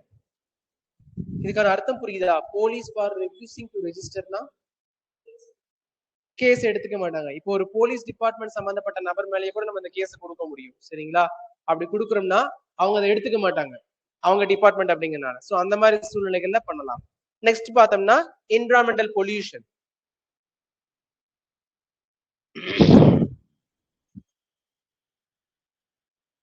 சரி, ஓகே. சோ இத பார்த்தோம்னா நமக்கு வந்துட்டு ஒரு தனியார் அமைப்பு, ஒரு பிரைவேட் செக்டார் மேல நம்மளால பொதுநல வழக்கு தொடர முடியாது. சரிங்களா? இப்ப நீங்க ஒரு கவர்மெண்ட்ல இருக்கீங்க, உங்களுக்கு ஒரு சலுகை கிடைக்கலன்னா பொதுநல வழக்கு நீங்க தொடரலாம். பட் நீங்க ஒரு பிரைவேட் ஆபீஸ்ல இருக்கீங்க, உங்களுக்கு சேலரி கிடைக்கலன்னு நீங்க பொதுநல வழக்கு தொடர முடியாது. சரிங்களா? சோ ஜுடிஷியல் ஆக்டிவிட்டிஸை ப்ரொடெக்ட் பண்றதுக்காக நம்ம பொதுநல வழக்கு வந்து இதை நம்ம ஃபாலோ பண்ணுவோம். சரிங்களா? ஓகே. நெக்ஸ்ட் நம்ம பார்க்க போறது லோக் அதாலத்.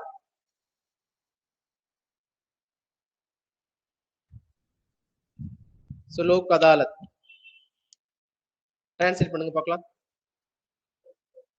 லோக் மக்கள், அப்புறம் அதாலத்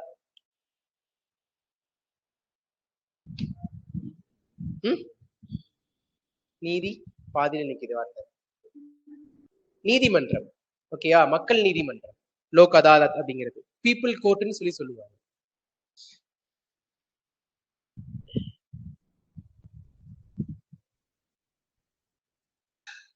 லோக் அதாலத் யாரோட பிரின்சிபல்?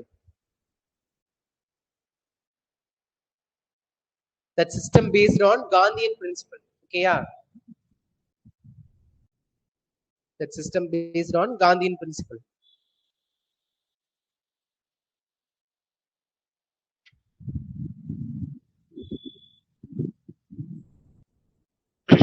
சரி, எதுக்காகப்பா இந்த லோக் அதாலத்? என்ன பர்பஸ்? ட்ரிபியூனல் எதுக்காக சொன்னீங்க? ஒரு பப்ளிக் சர்வன்ட் அட்மினிஸ்ட்ரேஷன் ரிலேட்டடா இருக்கக்கூடிய கொஸ்டின்ஸ் கேட்கறதுக்காக.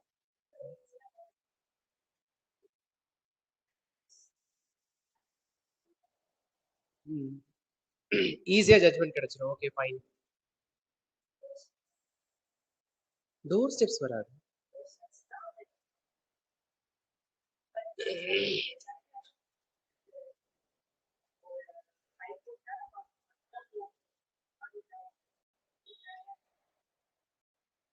அதாவது என்னன்னா, லோக் அதாலத் அப்படிங்கிறப்ப பார்த்தோம்னா ஃபர்ஸ்ட் திங் இவங்களோடது என்னன்னா சமரசம் பண்றது.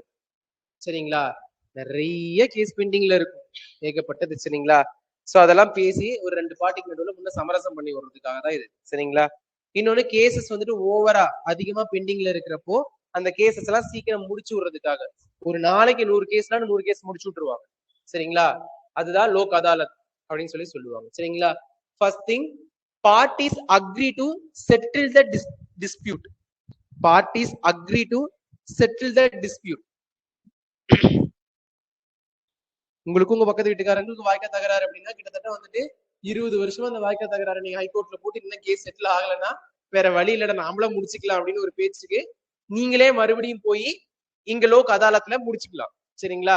ஹைகோர்ட்ல போட்டாச்சு அங்கதான் தீர்ப்பு வரணுங்கிறது கிடையாது. பெண்டிங்லயே இருக்க வருஷ கணக்குல எடுத்துட்டு போயிட்டு இருக்குன்னா உங்களுக்குள்ள ஒரு சமரசத்துக்கு வரீங்கன்னா நீங்க லோக் அதாலத் போய் முடிச்சுக்கலாம். சரியா?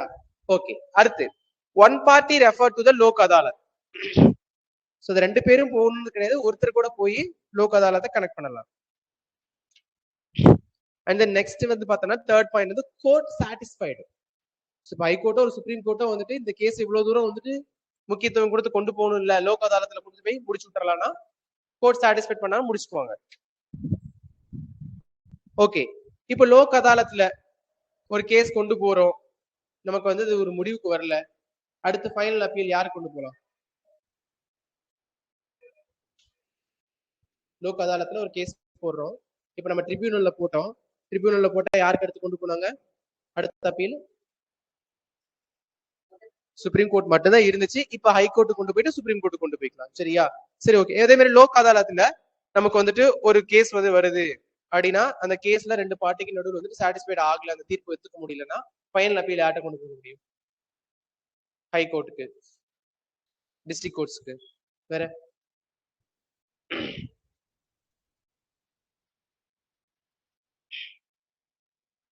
அவ்வளவுதானா?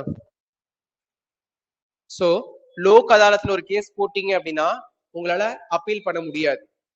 சரியா? ஏன்னா அதுக்கு முன்னாடிதான் ஒரு கான்செப்ட் சொன்னேன். அதாவது மேல இருக்க கோர்ட்ல ஒரு விஷயம் வந்து நமக்கு செட்டில்மெண்ட் ஆகல, நம்மளால வந்து அதை மெயின்டைன் பண்ண முடியலன்னு தான் நம்ம லோக் அதாலத்துக்கு வரோம்.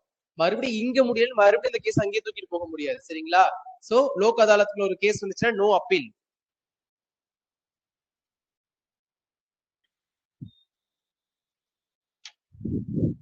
ஓகே.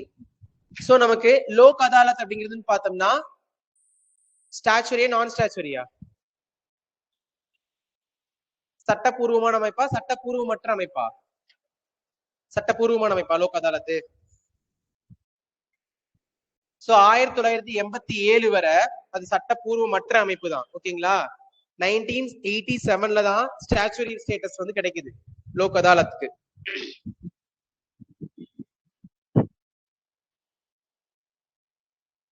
சோ எந்த ஆக்ட் மூலமா பார்த்தோம்னா legal service authority act 1987, legal service authority act 1987 base பண்ணி தான் நமக்கு வந்துட்டு லோக் அதாலத்துக்கு ஸ்டாச்சுரி பாடி ஸ்டேட்டஸ் கிடைக்குது.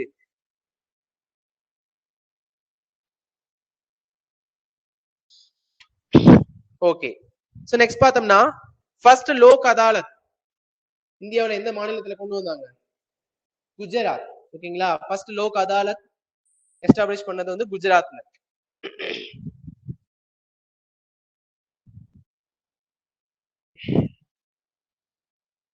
சோ நமக்கு லோக் அதாலத் பாக்குறப்போ என்ன பர்பஸ்னா ஸ்பீட் ட்ரையல். ஓகேங்களா?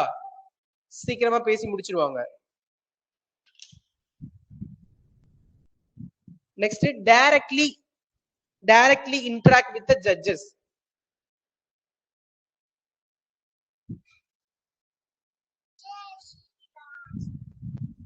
directly interact with the judges.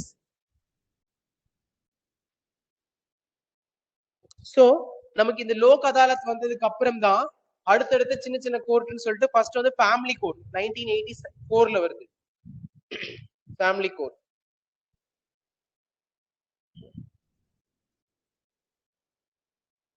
1984 family court.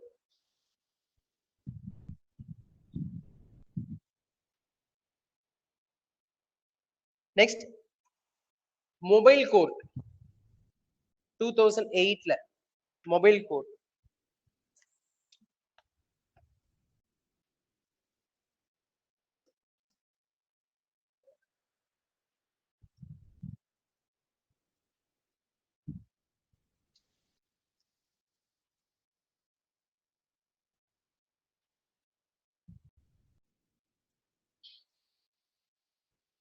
Pronounce பண்ணுங்க.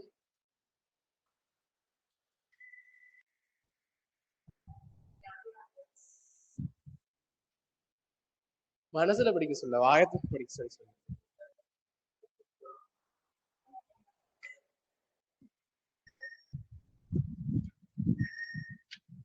சோ நமக்கு இந்த ஆக்ட் படிதான் வந்து நமக்கு வந்து மொபைல் கோர்ட் உருவாகுது. சரிங்களா?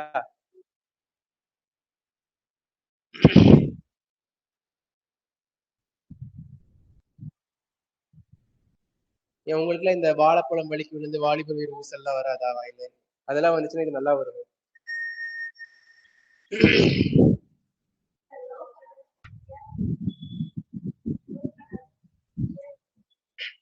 லோக் அதாலத் இயர் அது பர்டிகுலரா மென்ஷன் பண்ணல. சரி, ஆனா 87ல ஸ்டாச்சுரி பாடி கிடைச்சது மட்டும் தான் மென்ஷன் பண்ணிருக்காங்க. சரி, ஓகே. நெக்ஸ்ட் வந்து பார்த்தோம்னா fast track court. Fast track court watch company கிடையாது, ஃபாஸ்ட் ட்ராக் கோர்ட் சீக்கிரமா நமக்கு தீர்ப்பு வழங்கக்கூடியது. சோ நமக்கு 2000ல உருவாச்சு, 2000ல. அதுக்கு அடுத்து பார்த்தோம்னா இ கோர்ட். இ கோர்ட் வந்து 2005ல உருவாச்சு.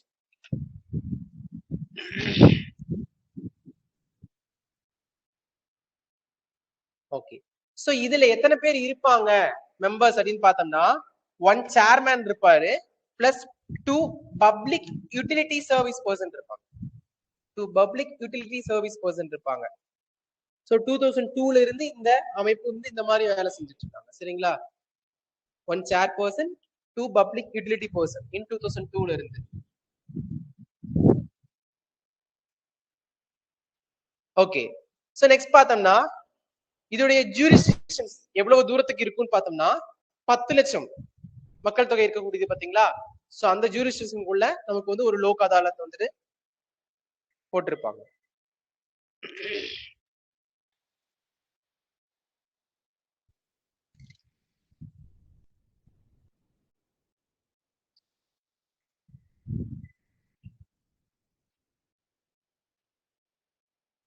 ஓகே. சோ இதான் லோக் அதாலத் அப்படிங்கிறது. சரிங்களா? ஓகே. அடுத்து இப்ப நம்ம பார்க்க போறது judicial review. So judicial review அப்படிங்கிறப்போ என்னென்ன பர்பஸ்க்காகலாம் ஜுடிஷியல் ரிவ்யூ நம்ம பண்ணுவோம்னு பார்த்தோம்னா, first supremacy of constitution. Supremacy of constitution, அரசியலமைப்பு தான் எப்பவுமே சிறந்தது அப்படிங்கறத நிர்ணயிக்கிறதுக்காக ஜுடிஷியல் ரிவ்யூ பண்ணுவோம். அடுத்து ஃபெடரல் ஈக்லிபிரியம். ஃபெடரல் ஈக்லிபிரியம், கூட்டாட்சி சமத்துவத்தை கொண்டு வரதுக்காக ஜுடிஷியல் ரிவ்யூ பண்ணுவோம்.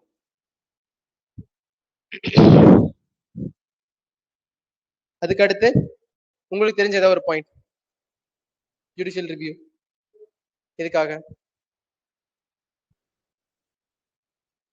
உங்களுக்கு தெரியாத 2 பாயிண்ட் சொல்லியாச்சு, தெரிஞ்ச ஒரு பாயிண்ட் சொல்லுங்க.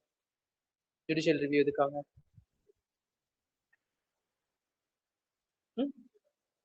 புரியல, என்னது?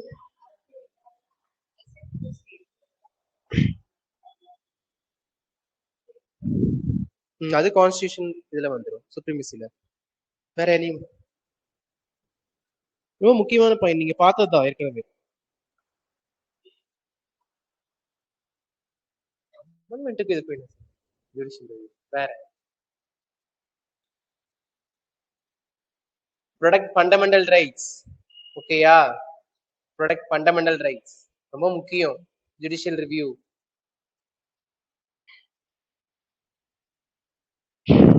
சரி, ஓகே. சோ இந்த ஜுடிஷியல் ரிவ்யூ அப்படிங்கிறது நமக்கு ஃபர்ஸ்ட் எங்க இன்ட்ரோடியூஸ் ஆச்சு? இது யூஎஸ்ஏல தான் இன்ட்ரோடியூஸ் ஆச்சு. சரியா? நெக்ஸ்ட் வந்துட்டு இதை யார் கொண்டு வந்தாங்கன்னு பார்த்தா ஜான் மார்ஷல் அவர்கள். ஓகேவா? ஜான் மார்ஷல் தான் இந்த ஜுடிஷியல் ரிவ்யூவை இன்ட்ரோடியூஸ் பண்ணியிருக்காரு. ஜுடிஷியல் ரிவ்யூ எந்த கோர்ட்ல மட்டும் தான் பண்ண முடியும்? சுப்ரீம் கோர்ட்டா ஹை கோர்ட்டா ஜுடிஷியல் ரிவ்யூ பண்றது? சுப்ரீம் கோர்ட் தானா? ரெண்டுலயுமே பண்ண முடியும். ஓகேயா? So both supreme court and high court judicial review ரெண்டு பேருக்குமே ரைட்ஸ் இருக்கு. இல்லன்னா எப்படிங்க ரிட்ல போய் வந்து இது பண்ண முடியும்? ஏன் இதெல்லாம் மறந்து மறந்து போகுது பிட்வீன்ல? சரியா? நீங்க ஃபண்டமெண்டல் ரைட்ஸ்னா ஃபண்டமெண்டல் ரைட்ஸ், டிபிஎஸ்பினா டிபிஎஸ்பி அப்படி பிரிச்சு பிரிச்சு படிக்கிறதுனால மட்டும்தான் வந்து உங்களுக்கு புதுசா ஒரு கான்செப்ட்ல கொண்டு வரும்போது சரி இது வேற ஏதாவது ஒண்ணா இருக்கும் போல, இதுக்கு முன்னாடி எதுக்கு சம்பந்தம் இருக்கா அப்படிங்கிற மாதிரி ஆயிருது. சரியா? அப்படியே ஒன் பை ஒன் இன்டர்லிக் பண்ணிட்டு வந்துகிட்டே இருக்கணும். சரியா? Okay fine. நெக்ஸ்ட் பார்த்தோம்னா இப்போ இது பத்தின ஜஸ்டிஸ் ஜுடிஷியல் ரிவ்யூ ரிலேட்டடான ஜஸ்டிஸ் வந்துட்டு சையத் அப்படிங்கிறவர் முகமது குவாரி சையத் அப்படிங்கிறவர் சரிங்களா வந்துட்டு கிளாசிஃபை பண்றாரு இதோடைய ஜஸ்டிஸ் எப்படி இருக்கும் அப்படின்னு சொல்லிட்டு.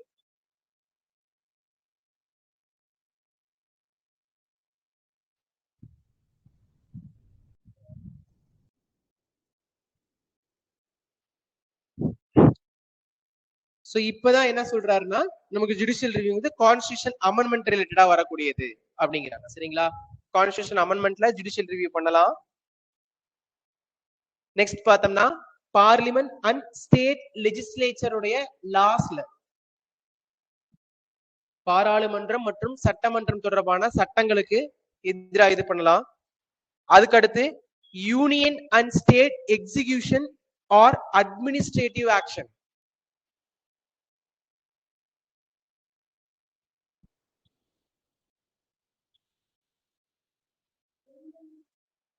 Execution or administrative action union and state. So இவங்களோட எக்ஸிகியூட்டிவோ இல்ல வந்துட்டு இவங்களோட அட்மினிஸ்ட்ரேஷனோ முரணாக இருந்துச்சுன்னா எதிர்மறையா இருந்துச்சுன்னா அதுக்கு ரிலேட்டடா இது பண்ணலாம்.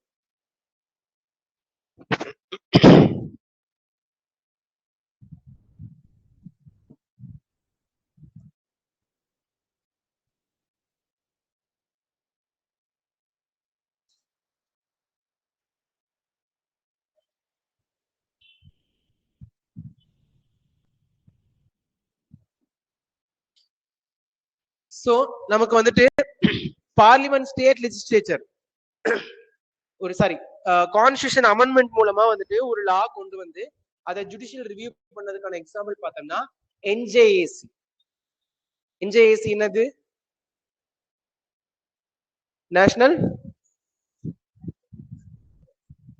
நேஷனல் ஜுடிஷியல் அட்மிஷன் என்ன சொல்றீங்க? எந்த வருஷம் கொண்டு வந்தாங்க? 2014 கொண்டு வந்தது. எப்ப அபாலிஷ் பண்ணாங்க? எந்த அமெண்ட்மெண்ட் மூலமா அபாலிஷ் பண்ணாங்க? 99 அமெண்ட்மெண்டா? கரெக்டா?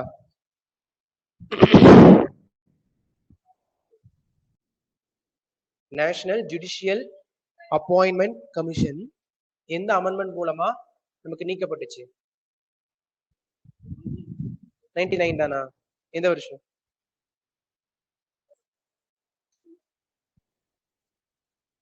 கரெக்டா?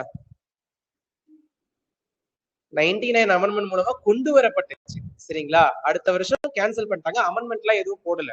ஓகேவா? அதனாலதான் எந்த அமெண்ட்மெண்ட் மூலமா கேன்சல் பண்ணாங்கன்னு கேட்கிறேன். அந்த அமெண்ட்மெண்ட் மட்டும் ஞாபகம் இருக்கிறதுனால அந்த 99 தான். என்னவா இருந்தாலும் அது கேன்சல் பண்ணாலும் சரி கொண்டு வந்தாலும் சரி. So 2014 national judicial appointment commission வந்துட்டு நமக்கு 99 அமெண்ட்மெண்ட் மூலமா கொண்டு வந்தாங்க பாத்தீங்களா. அதை 2015 வந்துட்டு கேன்சல் பண்ணது நமக்கு கான்ஸ்டிடியூஷன் அமெண்ட்மெண்ட் மூலமா ஜுடிஷியல் ரிவ்யூ பண்ணதுக்கான ஒரு எக்ஸாம் சரிங்களா. எக்ஸாம்பிள் என்ஜேஏசி போட்டுக்கோங்க, 2015 போட்டுக்கோங்க. ஏன்னா எக்ஸாம்பிள் வரும்போது 15 தான் வரணும். ஏன்னா கேன்சல் பண்ணுனது சரியா ஜுடிஷியல் ரிவ்யூ மூலமா.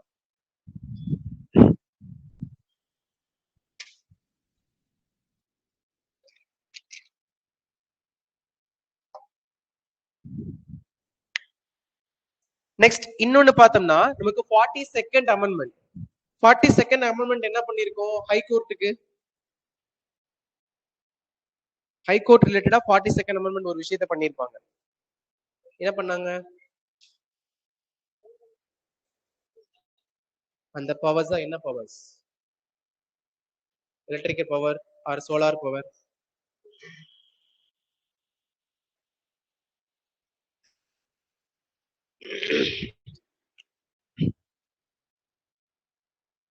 இந்த கதையெல்லாம் நான் அன்னைக்கே சொன்னா பார்லிமெண்ட் எடுக்கும் போதே கேட்கும் போது சூப்பரா இருக்கும், கேட்க ஜாலியா இருக்கும்.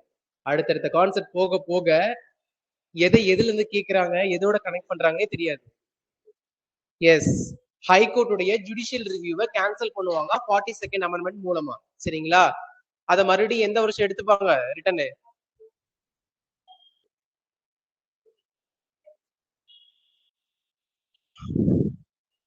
ரைட்டு.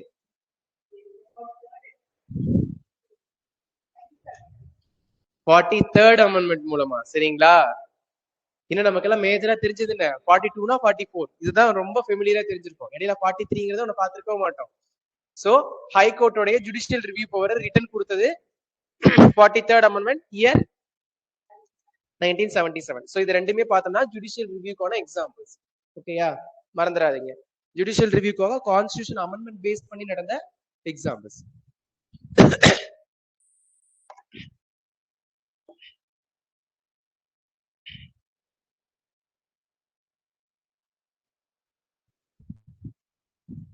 ஓகே, சோ இது கான்ஸ்டியூஷன் ரிலேட்டடான்னு சொல்ல போனா நமக்கு என்னன்னு பார்த்தோம்னா ஆர்டிகல் 13. ஓகேங்களா, ஏன்னா ஆர்டிகல் 13ங்கிறது என்னது? Judicial review. அதாவது கான்ஸ்டியூஷனுக்கு எதிராக ஒரு சட்டம் இயற்றப்பட்டுச்சுன்னா அதை ஜுடிஷியல் ரிவ்யூ பண்ணலாம் அப்படிங்கறதா அதோடது. சரிங்களா, அப்படி அதாவது கான்ஸ்டியூஷன் அதாவது ஒரு ஃபண்டமெண்டல் ரைட்ஸ்க்கு எதிராக வந்துட்டு ஒரு லா போட்டாங்கன்னா என்ன பண்ணலாம்?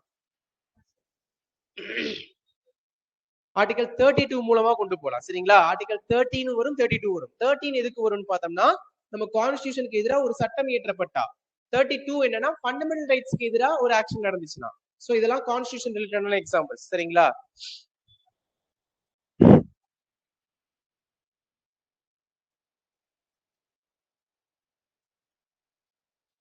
சோ அதுக்கு அடுத்து இன்னொரு விஷயம் பார்த்தோம்னா நமக்கு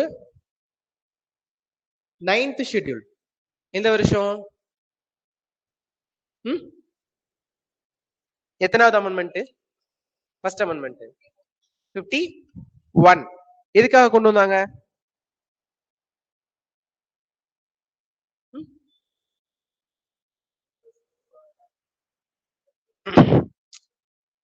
நான் ஜுடிஷியல் ரிவ்யூ ரிலேட்டடா கேட்கிறேன். நீங்க மொத்தமா அந்த கான்செப்ட் அந்த அட்டவணைக்குள்ள என்னென்ன இருக்கோ அது சொல்லுங்க. பண்ண முடியாது. யாரால பண்ண முடியாது? மெயினா சுப்ரீம் கோர்ட்டுக்காக கொண்டு வரப்பட்டது. சரிங்களா, அதாவது நமக்கு 9th ஷெட்யூலுக்கு அதாவது சுப்ரீம் கோர்ட்ல இருந்து ஜுடிஷியல் ரிவ்யூல பாதுகாத்துக்கிறதுக்காக கொண்டு வரப்பட்டதுதான் நமக்கு 9th schedule first amendment act 1951ல. சரிங்களா, பட் இந்த விஷயமும் ஒரு இடத்துல உடைஞ்சது. எந்த இடத்துல உடைஞ்சது? 9th ஷெட்யூல ரிவ்யூ பண்ணிக்கலாம் அப்படின்னு எங்க உடைஞ்சது?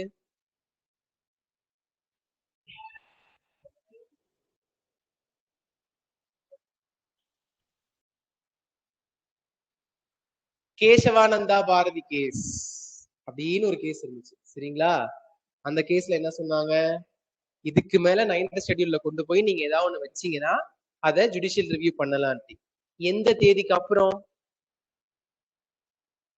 அதுலயும் ஒரு டேட் கொடுத்திருப்பான், ஏப்ரல் 24 1973. சரிங்களா, ஏப்ரல் 24 1973க்கு அப்புறம் வந்துட்டு நடக்கிற எந்த ஒரு விஷயத்தையும் நம்ம வந்துட்டு 9th ஷெட்யூலுக்குள்ள ரிவ்யூ பண்ணிக்கலாம். பட் அதுக்கு முன்னாடி வச்ச எதையும் ரிவ்யூ பண்ண முடியாது. சரிங்களா, இதுவும் கான்ஸ்டியூஷன் பேஸ்டான ஜுடிஷியல் ரிவ்யூ எக்ஸாம்பிள்.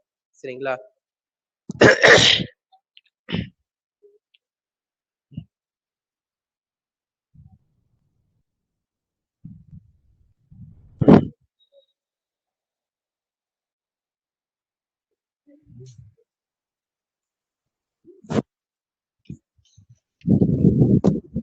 சரி.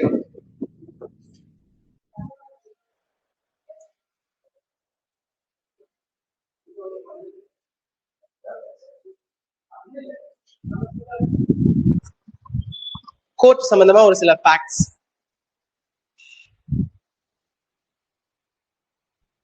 இந்தியாவுடைய ஓல்டஸ்ட் கோர்ட் எந்த வருஷம்?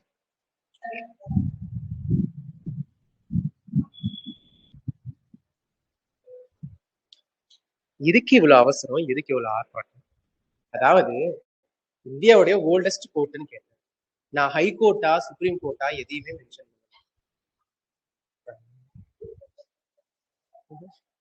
எதுக்கு அதுக்குள்ள இவ்வளவு ஆர்ப்பாட்டம்? சரி, இந்தியாவுடைய ஓல்டஸ்ட் ஹை கோர்ட் எது?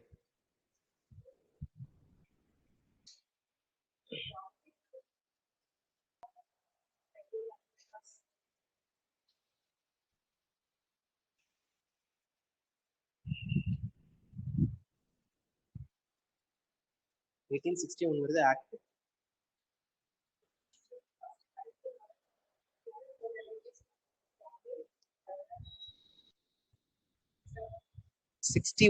Council act. அந்த கவுன்சில் ஆக்ட் மூலமா 62ல சரியா ஃபர்ஸ்ட் கல்கத்தா சரியா ஓல்டஸ்ட் ஹைகோர்ட் வந்து ஃபர்ஸ்ட் கல்கத்தா. 1774ல சுப்ரீம் கோர்ட் மாதிரி.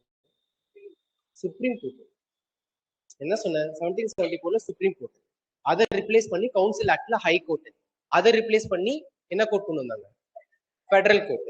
ஃபெடரல் கோர்ட்டை மறுபடியும் ரிப்ளேஸ் பண்ணிட்டு சுப்ரீம் கோர்ட். இப்படிதான் மாறி மாறி வந்தது. சரி okay.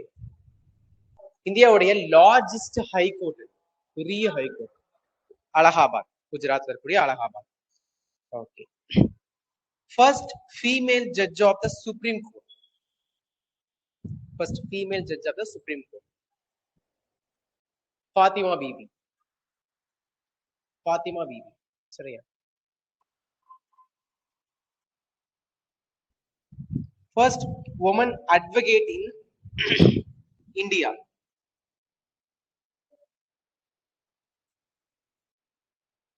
First woman advocate in India.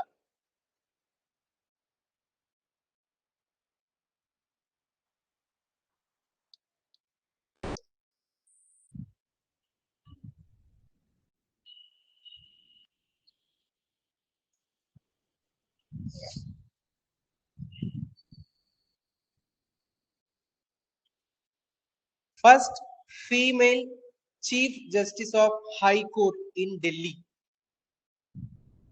First female Chief Justice of High Court in Delhi.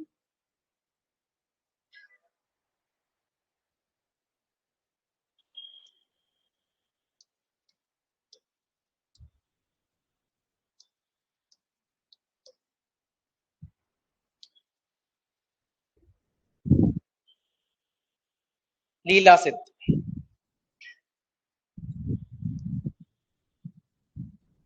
First female High Court judge. First female High Court judge.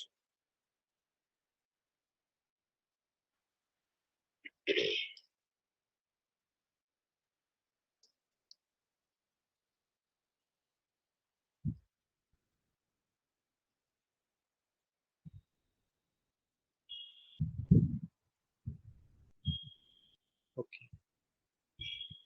India's first e-court opened at இந்தியாவோட முதல் e-court எங்க open ஆச்சு? Hyderabad. Hyderabad.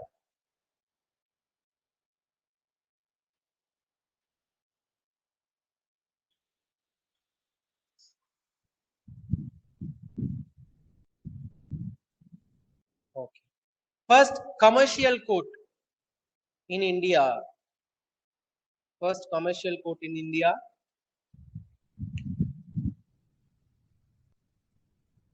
Raipur. Raipur. R-A-I-P-U-R. Raipur.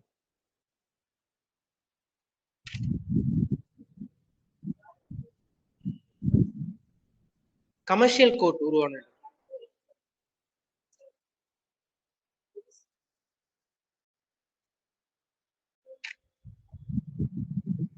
ஐஎன்எம்ல Raipur படிக்கலையா?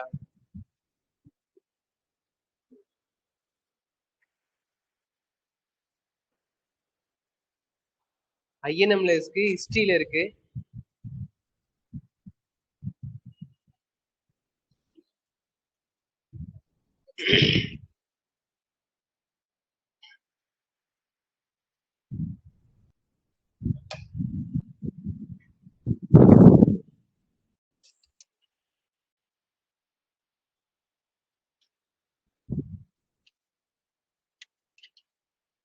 Next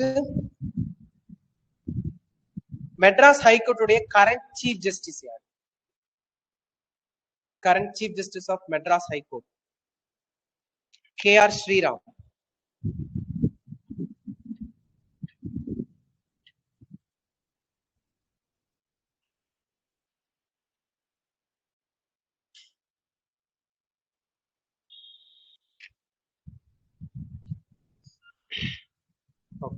so இதோட நமக்கு judiciary முடிஞ்சது.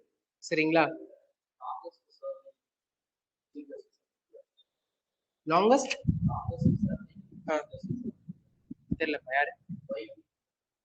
Chandrachud.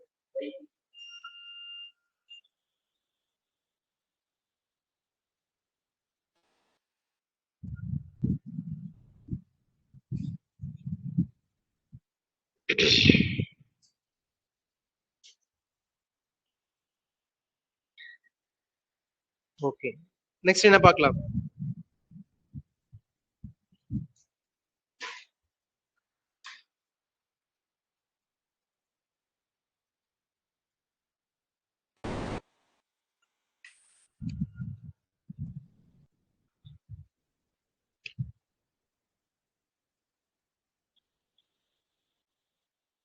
Next என்ன பார்க்கலாம்?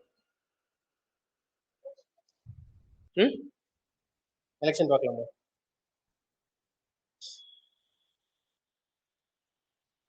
Local government பார்த்துட்டு பார்க்கலாமா? சரியா? ஏன்னா இப்போ ஸ்டேட் பார்த்தாச்சு, அதாவது சென்ட்ரல் பார்த்தாச்சு, ஸ்டேட் பார்த்தாச்சு. அடுத்து லோக்கல் பாடி பார்த்துட்டு நீங்க சென்ட்ரல் ஸ்டேட் ரிலேஷன்ஷிப் போனீங்க அப்படின்னா உங்களுக்கு ஓரளவுக்கு அண்டர்ஸ்டாண்ட் ஆகும். சரிங்களா? என்னத்துக்காக அந்த கான்செப்ட். எலெக்ஷன்ஸ் கமிஷன்ல ஒரு செப்பரேட் பாடி, தனித்தனியா பார்த்துக்கலாம். சரிங்களா? ஸோ ஃபர்ஸ்ட் இந்த கிளாஸ்ல சும்மா ஒரு ஓவரால் இன்ட்ரோ மட்டும் பண்ணிக்கலாம். சரிங்களா? அடுத்த கிளாஸ் ஃபுல்லா நம்ம கிளியரா பார்க்கலாம். சரியா? சரி, ஓகே. ஃபர்ஸ்ட் நம்மளோட லோக்கல் கவர்மெண்ட் எத்தனை டயர் சிஸ்டம்? 3 tier system. அப்ப நம்ம கோர்ட்டு, ஜுடிஷியரி 3 டயர் சிஸ்டம். சரிங்களா? நமக்கு ரெண்டுமே 3 டயர் சிஸ்டம் தான். சரிங்களா? சரி, ஓகே. சோ நம்மளுடைய லோக்கல் பாடிஸ் எப்படி பிரிக்கலாம்? லோக்கல் கவர்மெண்ட் அப்படின்னு சொல்லும்போது எப்படி செப்பரேட் பண்ணுவீங்க?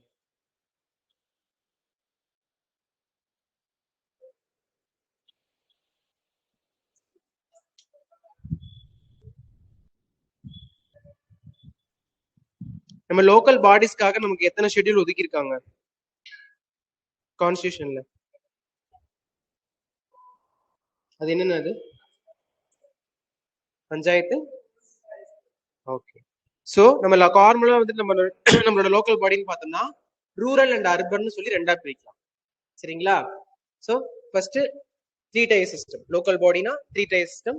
அதை வந்து காமனா பிரிக்கிறப்ப நம்ம என்ன பண்ணுவோம்னா ரூரல் அண்ட் அர்பன் அப்படின்னு பிரிப்போம். சரி, ஓகே. அர்பன் அப்படிங்கிறப்போ அர்பன்ல இருக்கக்கூடிய லோக்கல் பாடிஸ் என்னென்ன வரும்? அர்பன் கீழே முனிசிபாலிட்டி, முனிசிபல் கார்பரேஷன். பூ இல்லதான் புஷ்பங்குறீங்க.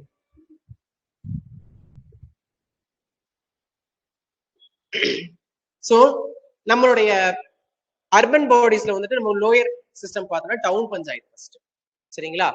சோ டவுன் பஞ்சாயத்து மேல யாருன்னா முனிசிபாலிட்டிக்கு மேல யார் வருவா? கார்பரேஷன். சரிங்களா? கார்பரேஷன். சரிங்களா? Town panchayat, municipality, corporation. Okay. இந்தியாவில் உருவான முதல் கார்பரேஷன் எது? First corporation in India.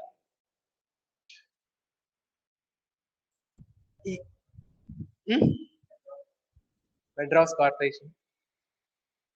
Right, Chennai. ஓகேயா? 1688ல உருவாச்சு முதல்ல. சரியா? 1688. 1688 1688. சரி, ஓகே. சோ ஃபர்ஸ்ட் முனிசிபாலிட்டி எது இந்தியாவில் உருவானது? நான் க்ளூ வேணா கொடுத்துட்றேன். சென்னை தான். சென்னையில தான் அந்த முனிசிபாலிட்டி.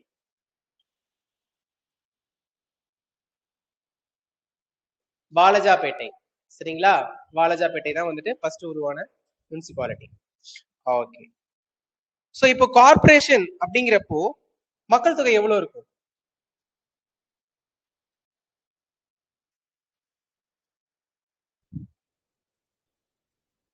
சிக்ஸ்த்ல சிவிக்ஸ் எல்லாம் படிச்சிருந்தீங்க ஸ்கூல் புக்லனா இதுக்கு ஆன்சர் டக்குன்னு ஈஸியா வரும். அதுதான் ஸ்கூல் புக் பாருங்க.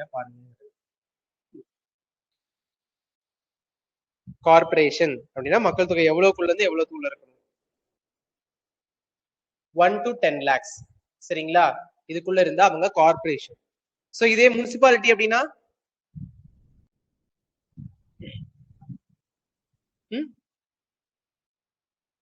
Municipality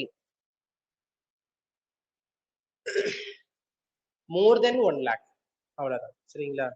more than 1 lakh.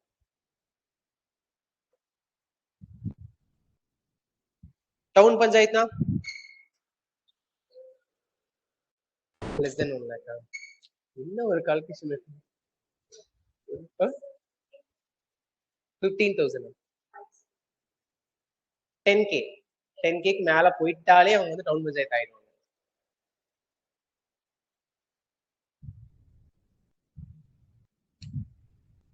சரி, ஓகே. சோ நம்ம 3 டயர் சிஸ்டம்னு சொன்னதுனால நம்ம வந்துட்டு அர்பனை 3 டயரா பிரிச்சாச்சு. இப்போ ரூரல்னு வரும்போது எப்படி வருவோம்? ரூரல்ல லோயர் இதுவா இருக்கும்.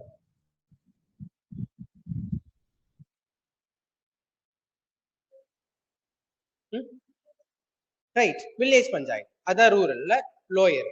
அதுக்கு அடுத்து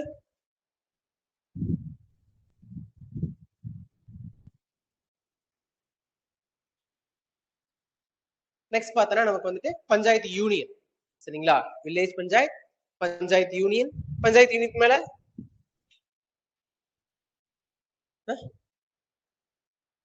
டிஸ்ட்ரிக்ட் பஞ்சாயத்து. சரிங்களா? இந்த 3 வந்து பார்த்தோன்னா நமக்கு ரூரல்ல வரும். ஸோ இது ரூரலோட 3 டைப் சிஸ்டம். சரியா? தெளிவா நோட் பண்ணிக்கோங்க. ஸோ அர்பனுக்குனா என்ன வரும், ரூரலுக்குனா என்ன வரும் அப்படின்னு. சரி, ஓகே. இந்த பஞ்சாயத்து சிஸ்டம் அப்படிங்கிறது யாருடைய நோக்கமா இருந்தது, அப்ஜெக்டிவா இருந்தது? காந்தி. சரி, ஓகே. யார் இது வேண்டான்னு சொன்னது? காந்தி வேணும்னு சொல்றாரு. ஆனா இதே ஒரு ரொம்ப முக்கியமான ஒரு தலைவர், ஐயோ பஞ்சாயத்து ராஜா வேணவே வேணாம் அப்படின்னு இருப்பாரு. ராஜாஜி இல்ல, ராஜாஜி இல்ல, வேற ஒரு ரொம்ப முக்கியமான ஒரு தலைவர். அவர் வந்து நான் இந்த பஞ்சாயத்து ராஜ் நான் எழுதவே மாட்டேன், எனக்கு ஐடியாவே இல்லை அப்படின்னு இருப்பாரு. அம்பேத்கர் அவர்கள். சரிங்களா? அவர் தான் வேணான்னு இருப்பாரு. சரியா? சரி, ஏன் அம்பேத்கர் வேணாங்கிறாரு?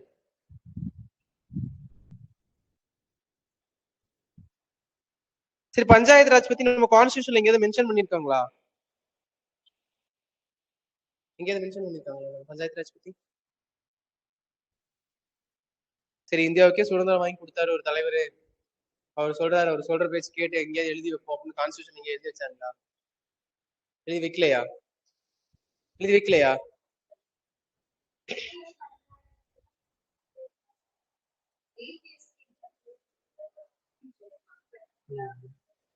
ஐயோ, பஞ்சாயத்து ராஜ்னாலும் வில்லேஜ் பஞ்சாயத்துனாலும் எல்லாம் எங்க எந்த ஆர்டிக்கல்? 40. சரிங்களா?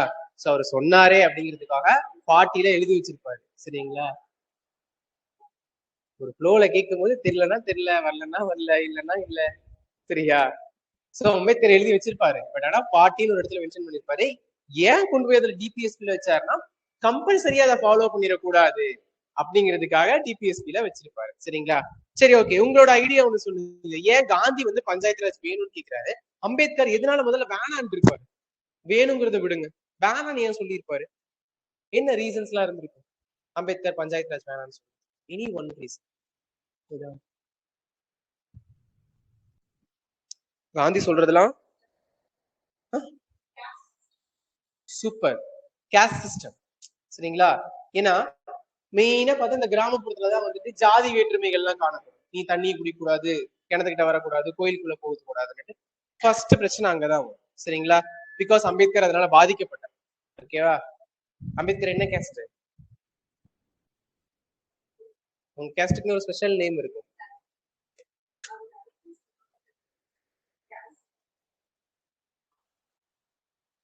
மகர். மகர் இனத்தை சேர்ந்தவர். இதோட 3வது நான் சொல்றேன். சரியா? சோ மகர் இனத்தை சேர்ந்தவர். ஓகேயா? சோ அதனால பாதிக்கப்பட்டவர், அதனால வேணாம் அப்படிங்கிறாரு. அதாவது காந்தி என்ன சொல்லுவாருன்னு பார்த்தோம்னா, central government to have a minimal power. ஓகேங்களா? சென்ட்ரல் கவர்மெண்ட்டுக்கு பவரை கம்மியா கொடுங்க அப்படின்னு சொல்றது காந்தி அவர்கள். இதே வந்து பாத்தீங்கன்னா இவர் என்ன சொல்லுவாருன்னு பார்த்தோம்னா, வில்லேஜ்க்கு தான் வந்து மினிமம் பவர் கொடுக்கணும், நம்ம சென்ட்ரலுக்கு கொடுக்க கூடாது அப்படின்னு சொல்லுவார். சோ அதுக்கு அடுத்து பார்த்தோம்னா என்ன சொல்றது, இவர் என்ன சொல்றாருன்னு பார்த்தோம்னா வந்துட்டு நம்ம வில்லேஜ் பஞ்சாயத்து வந்து நம்ம உருவாக்கும் பொழுது வந்துட்டு நம்ம ஒரு சிறந்த அரசமைப்பை உருவாக்க முடியும் கான்ஸ்டியூஷன்ல. ஏன்னா நிறைய பேர் வந்து அங்கிருந்து தான் உருவாகுறாங்க அப்படின்னு சொல்லுவாரு. ஆனா இவர் என்ன நம்பரு, இல்ல வேணவே வேணாம், ஏன்னா அங்கதான் நிறைய பிரச்சனைகளே உருவாகுது, வில்லேஜ்ல இருந்தா அத்தனை விஷயங்களுமே வருது அப்படின்னு சொல்லிட்டு நம்ம அம்பேத்கர் அவர்கள் அதை ஏத்துக்க மாட்டாங்க. சரிங்களா? பட் ஆனா இவர் ஆசைப்பட்டாருங்கிறதுக்காக ஆர்டிகல் 40 மட்டும் ஆட் பண்ணுவார். சரியா?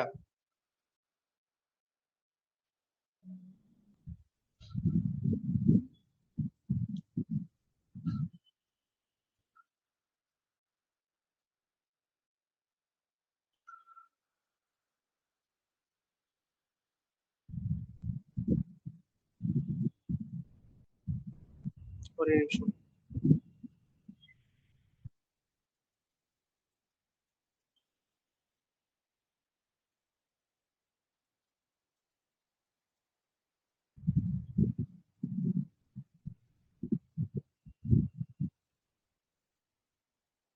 சரிங்களா? சோ பாத்துக்கிறப்போ ஃபர்ஸ்ட் ரூரல் பஞ்சாயத்துங்கிறப்போ ஆர்டிகல் 243 இருந்து 243 ஓவர்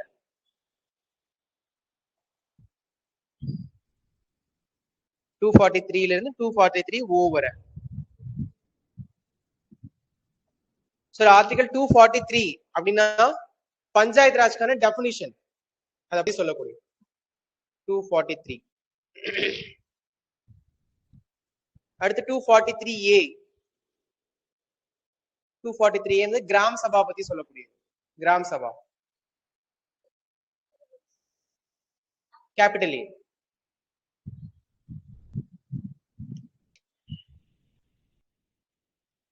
243B வந்து பார்த்தோம்னா constitution of panchayat. Constitution of panchayat.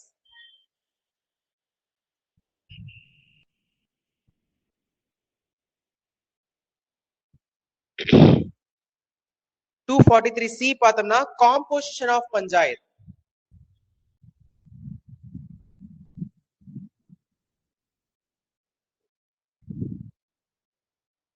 To 243D பாத்தீங்கன்னா ரிசர்வேஷன் ஆஃப் சீட்ஸ்.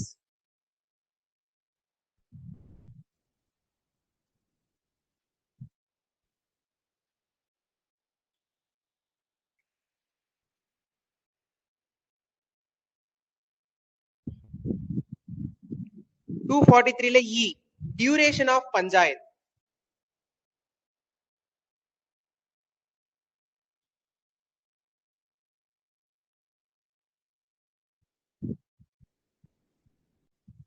அடுத்து F disqualification for membership.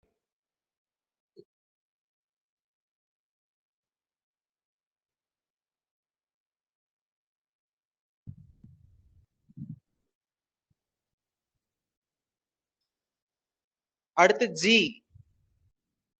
Powers authority. Powers authority and responsibilities of panchayats.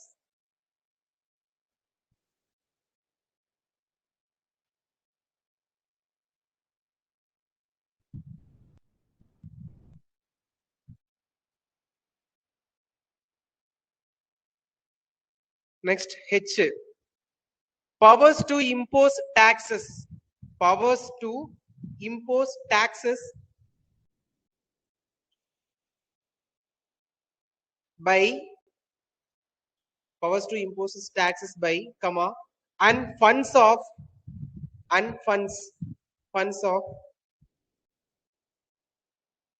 comma the panchayats.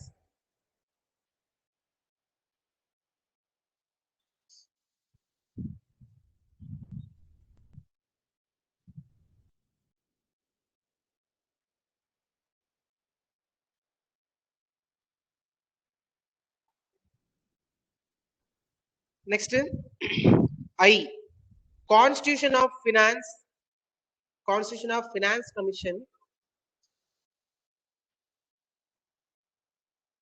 Constitution of Finance Commission to review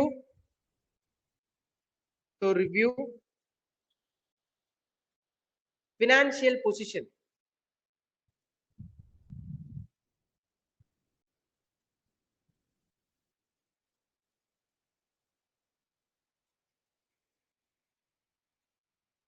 Next J. Audit of accounts of audit of accounts of panchayats.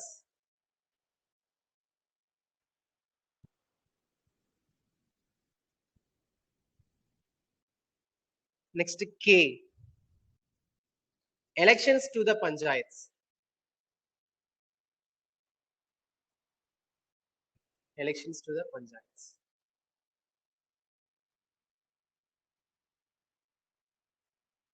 L. Application to union territories. Application to union territories.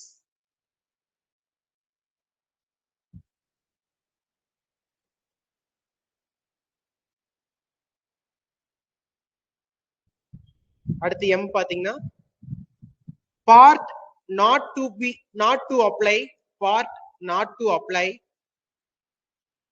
part not to apply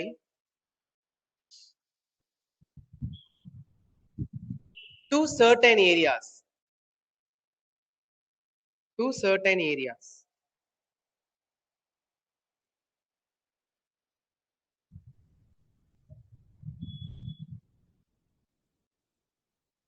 Next article 243 la N.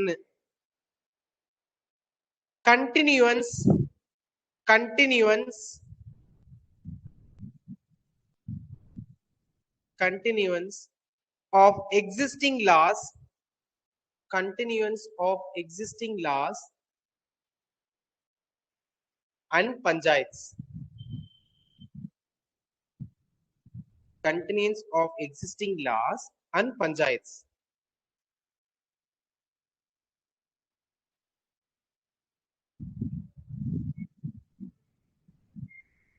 Next O. Bar to interference, bar to interference by courts, courts in electoral matter, in electoral matter.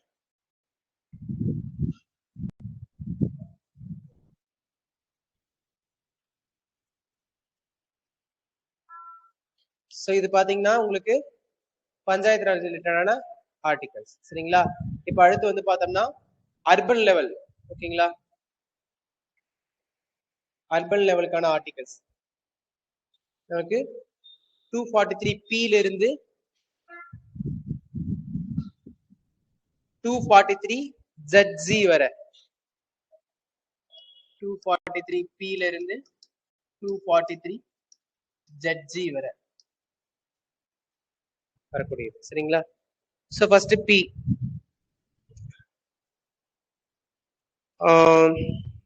ஒரே நிமிஷம்.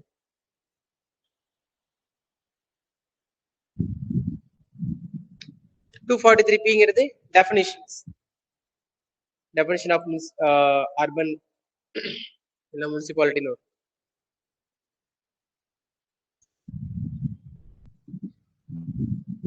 Next Q. Constitution of municipalities, constitution of municipalities.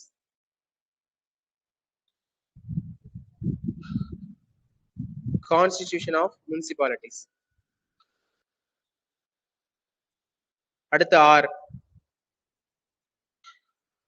Composition of municipalities.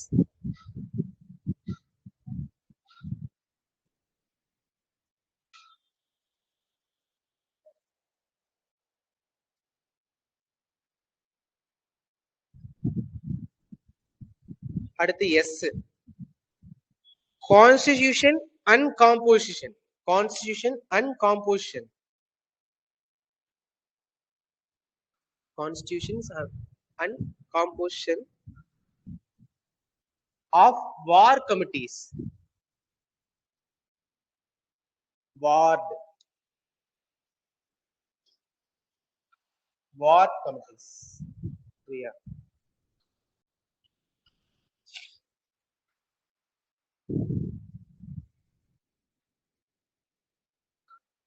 Next T. T பார்த்தோம்னா reservation of seats,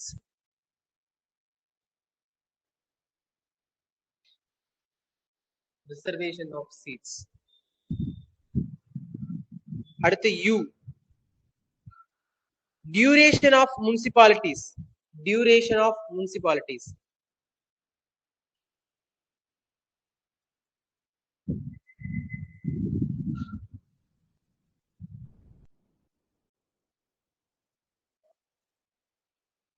Next V, disqualification for membership.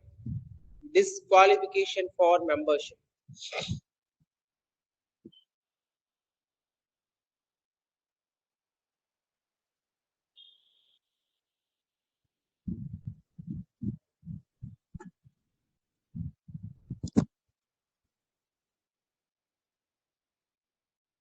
Next W, powers, authority and responsibilities of municipalities. Powers, authority and responsibilities of municipalities.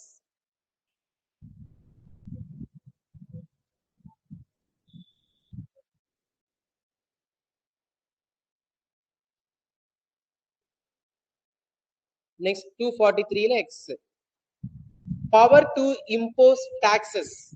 Power to impose taxes. Power to impose taxes by by and funds of the municipalities.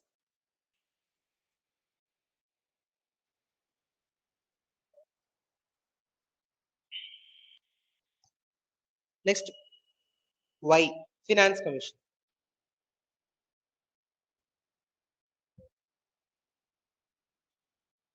Next Z, audit of accounts of municipalities.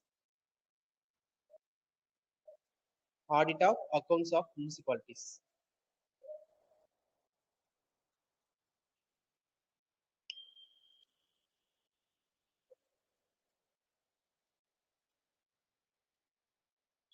Z A அடுத்து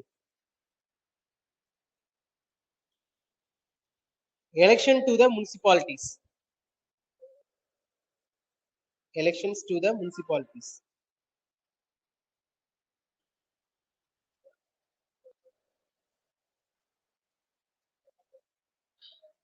Z B, application to the union territories.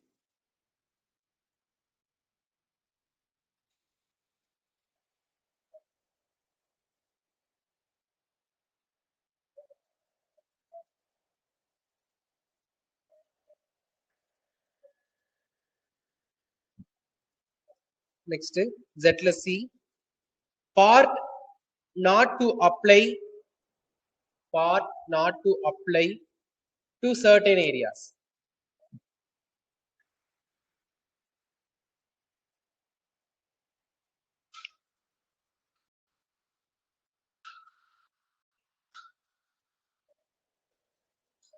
Next D, Z D, committee for district planning. Committee for district planning.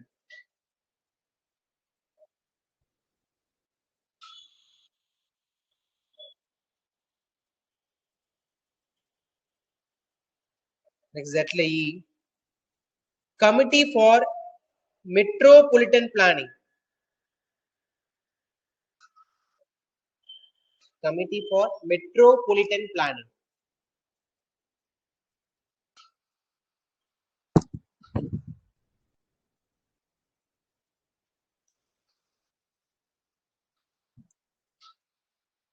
Z F, continuance of existing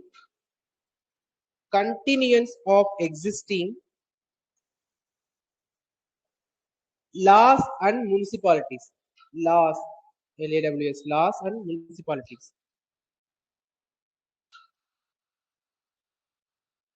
Next Z, bar to interference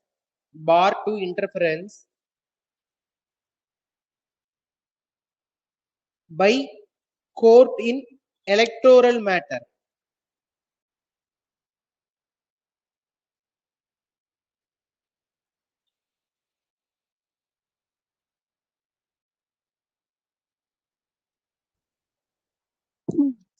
okay. So இதான் articles local government ரிலேட்டடா சரிங்களா. So இதுல பஞ்சாயத்து ராஜ் பாத்தீங்கன்னா உங்களுக்கு எத்தனாவது schedule? 11th schedule சரிங்களா. எத்தனாவது part? 9th part சரிங்களா. அதை அப்படியே நோட் பண்ணிக்கோங்க. 9th பார்ட் 11th ஷெட்யூல் சேர்ந்தது.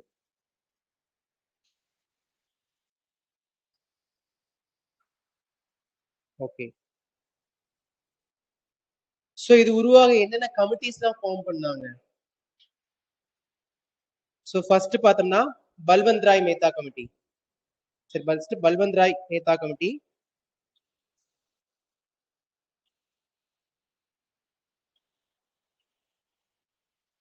Next Ashok Mehta committee.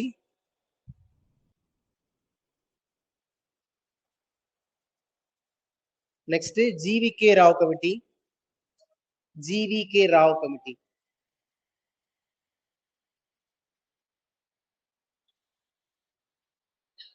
அடுத்து LM Singhvi. LM Singhvi committee.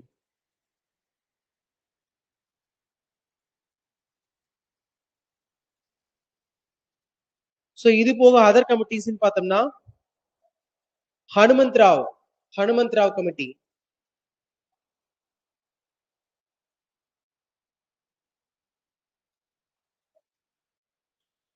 Next Thungon committee. DHUTHUGON Thungon committee.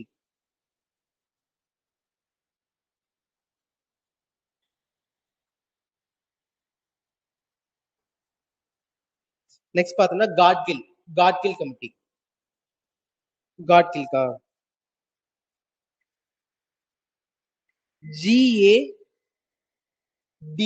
GADGIL Gadgil committee. அவ்வளவுதான். ஸோ இதெல்லாம் ஃபுல்லா நெக்ஸ்ட் கிளாஸ்ல பார்க்கலாம் சரியா. கமிட்டிஸ் எல்லாம் டிஃபைன் பண்ணி இந்த கமிட்டிஸ் லாஸ்ட் குரூப் 4ல கூட கேட்டாங்க. குரூப் 4 குரூப் 2 ரெண்டுலயுமே கேட்டாங்க. இந்த क्वेश्चंस இல்லாம இருக்காது.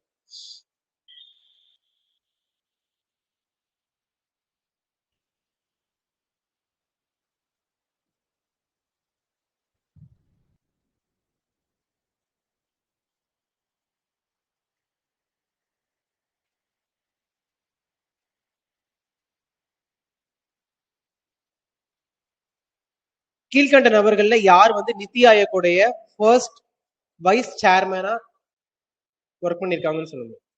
மன்மோகன் Singh, Montek Singh Ahluwalia, Arvind Panagariya, Amitabh Kant.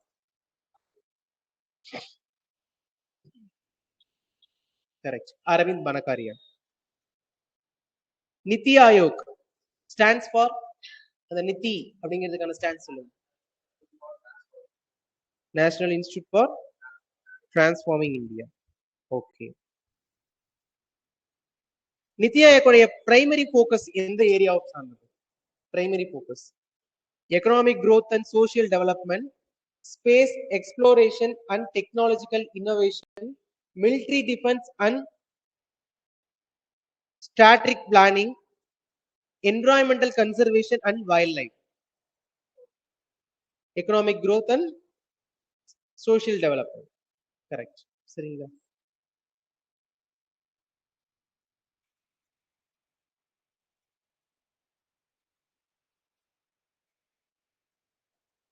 Niti Aayog flagship initiative aimed at improving the health and well-being of Indian citizens is called. இந்திய குடிமக்களின் ஆரோக்கியம் மற்றும் நலவாழ்வை மேம்படுத்துவதை நோக்கமாக கொண்ட நிதி ஆயோக்கின் முதன்மையான முன்முயற்சியின் பெயர் என்ன? Ayushman Bharat, make in India, Swachh Bharat Abhiyan, digital India. Ayushman Bharat.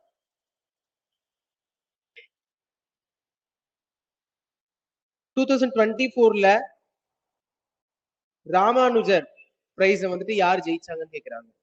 Ramanujar award Mithun Chakraborty, Alexander ton, Deepak Mehta, Chiranjeevi. யார் வந்து ராமானுஜரோட அவார்டு 2024 ராமானுஜர் அவார்டை யார் ஜெயிச்சாங்க? Mithun Chakraborty, Alexander ton, Deepak Mehta, Chiranjeevi. Alexander Dunn அவர்கள் தான் ஜெயிச்சாங்க. Okay, the name of app launched by the Tamil Nadu government to know weather information. Weather information kaga.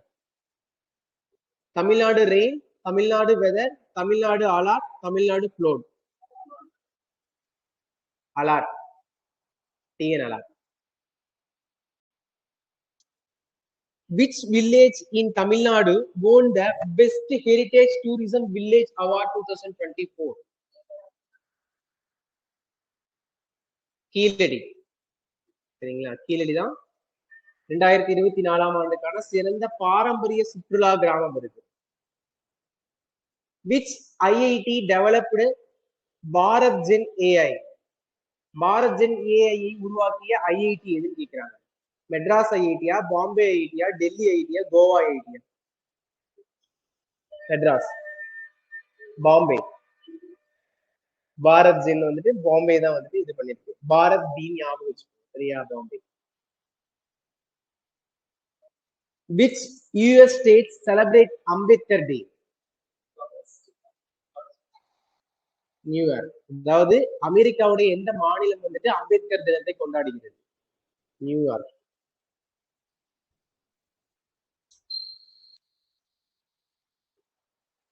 Which is the first state to adopt green GDP model?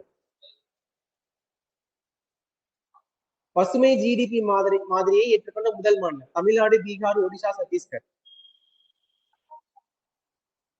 Chhattisgarh. green GDP model accept பண்ணிருக்காங்க. Who received தந்தை Periyar award 2024?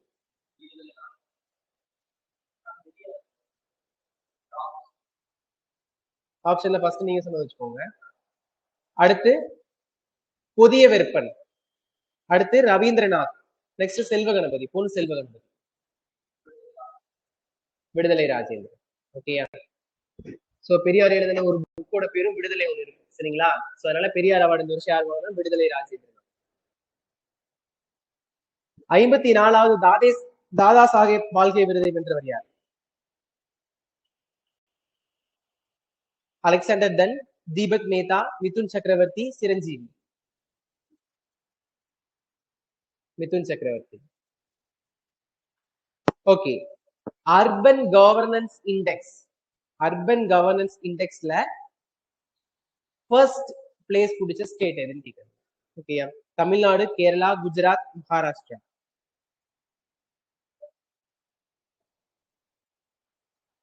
Kerala. Okay.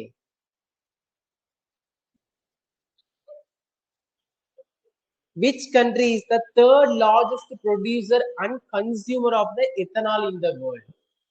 Produce பண்றது, consume பண்றது ரெண்டுலயுமே யார் வந்து பெருசுன்னு கேக்குறாங்க. Indonesia, India, Kazakhstan, Japan? India. ஓகேயா? Because நம்ம எத்தனால் எந்தெந்த வகையில யூஸ் பண்றோம்னு தெரியும்ல.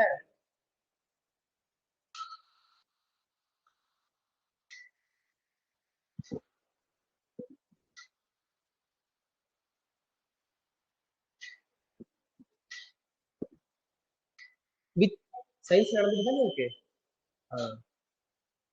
Which of the following has highest kinetic energy? ஓகேங்களா? பின்னாடி சொல்றதுல kinetic energy எதுல அதிகமா இருக்குன்னு சொல்லுவோம். Particle of ice at 0 degrees Celsius, particles of water at 0 degrees Celsius, particles of water at 100 degrees Celsius, particles of steams at 100 degrees Celsius?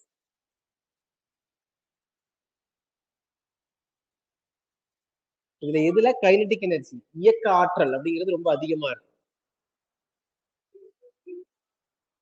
வேப்பரா? வேப்பர்ல கொடுக்க வேணும். இது ஸ்டீமா? ஐஸ்னா என்ன டிகிரி? 0 டிகிரி.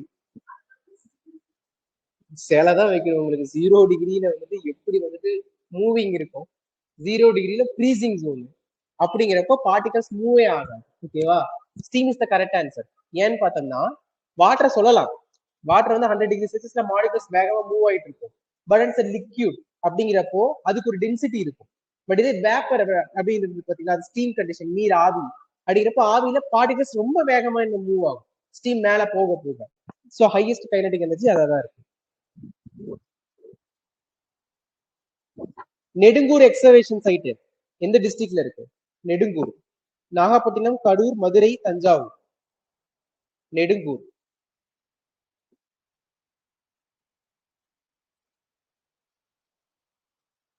கரூர். குறும்பன்மேடு அது எங்க இருக்கு? குறும்பன்மேடு. கடலூர், மதுரை, திருநெல்வேலி, தஞ்சாவூர். தஞ்சாவூர். குறும்பன்மேடு தஞ்சாவூர். நெடுங்கூர் வந்துட்டு கரூர். பல்லவமேடு இது எங்கன்னு கேக்குறாங்க. மதுரை, காஞ்சிபுரம், நாகப்பட்டினம், கரூர். காஞ்சிபுரம். ஓகேவா? சோ தஞ்சாவூர்ல பாத்தீங்கன்னா குறும்பன்மேடு, காஞ்சிபுரத்துல பாத்தீங்கன்னா பல்லவமேடு. சரிங்களா?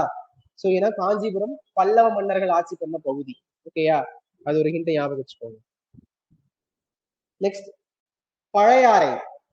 பழையாறை அப்படிங்கிற ஆர்கியாலஜிக்கல் சைட் எங்க இருக்கு? தஞ்சாவூர், திருநெல்வேலி, கடலூர், கரூர். தஞ்சாவூர். ஓகேயா? தஞ்சாவூர்ல ரொம்ப பழமையான கோயில்கள்லாம் இருக்கா? பழையூர், பழையாறை.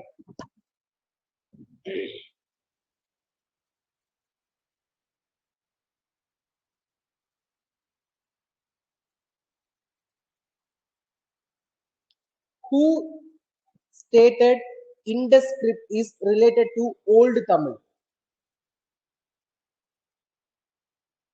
Indus script வந்துட்டு பழைய தமிழ் எழுத்துக்களோடு தொடர்புடையதுன்னு சொல்ல முடியாது.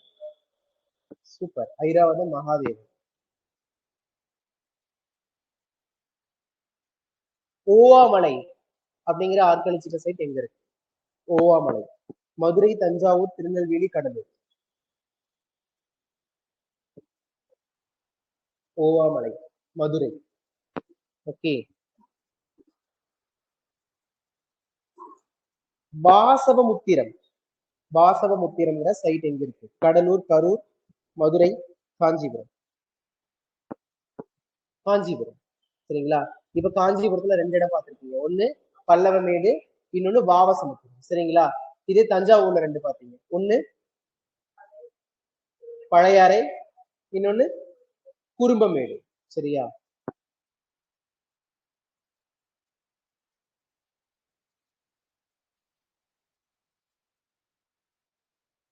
தொண்டி ஆர்கியாலஜி சைட் எங்க அமைஞ்சிருக்கு? இதுக்கு உங்களுக்கு டிஸ்ட்ரிக்ட் வேணுமா? தொண்டி எந்த டிஸ்ட்ரிக்ட்?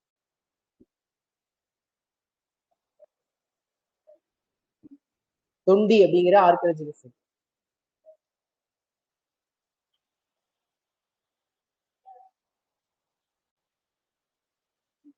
சிவகங்கை பக்கம்தான். ராமநாதபுரம். சரியா? தொண்டி ராமநாதபுரம். திருக்கோவிலூர்.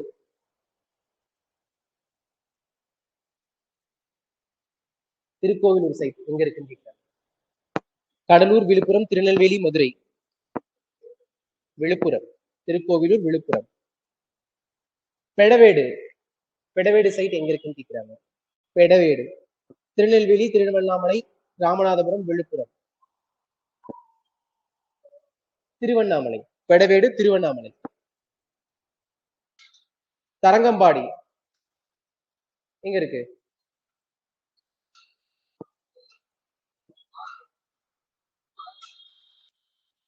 தைரியமா தான் சொல்ல.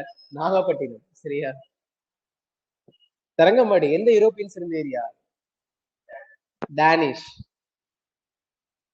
உக்காரன் கோட்டை. உக்காரன் கோட்டை சைட் கடலூர், திருநெல்வேலி, நாகப்பட்டினம், கரூர். உக்காரன் கோட்டை திருநெல்வேலி. ராஜாக்கால் மங்கலம் இந்த சைட் எங்க இருக்குன்னு கேட்கிறாங்க. திருநெல்வேலி, மதுரை, நாகப்பட்டினம், தஞ்சாவூர். ராஜாக்கால் மங்கலம் திருநெல்வேலி. ராஜாக்கால் மங்கலமும் திருநெல்வேலி, உக்காரன் கோட்டையும் திருநெல்வேலி. சரியா? ஓகே. மாளிகை மேடு. மாளிகை மேடு சைட் எங்க இருக்கு? தஞ்சாவூர், திருநெல்வேலி, மதுரை, கடலூர். மாளிகை மேடு கடலூர். சரி, ஓகே. சோ எத்தனை சைட் சொல்லியிருக்கேன்னு பாத்துக்கோங்க. நெக்ஸ்ட் கிளாஸ்ல இதே திரும்ப கேட்கிறேன். கண்டிப்பா ஒரு கொஸ்டின் எக்ஸ்பெக்ட் பண்ணுவோம் சைட்ல ஆர்காலஜிக்கல் சைட்ல. சரி ஓகே போலாம்.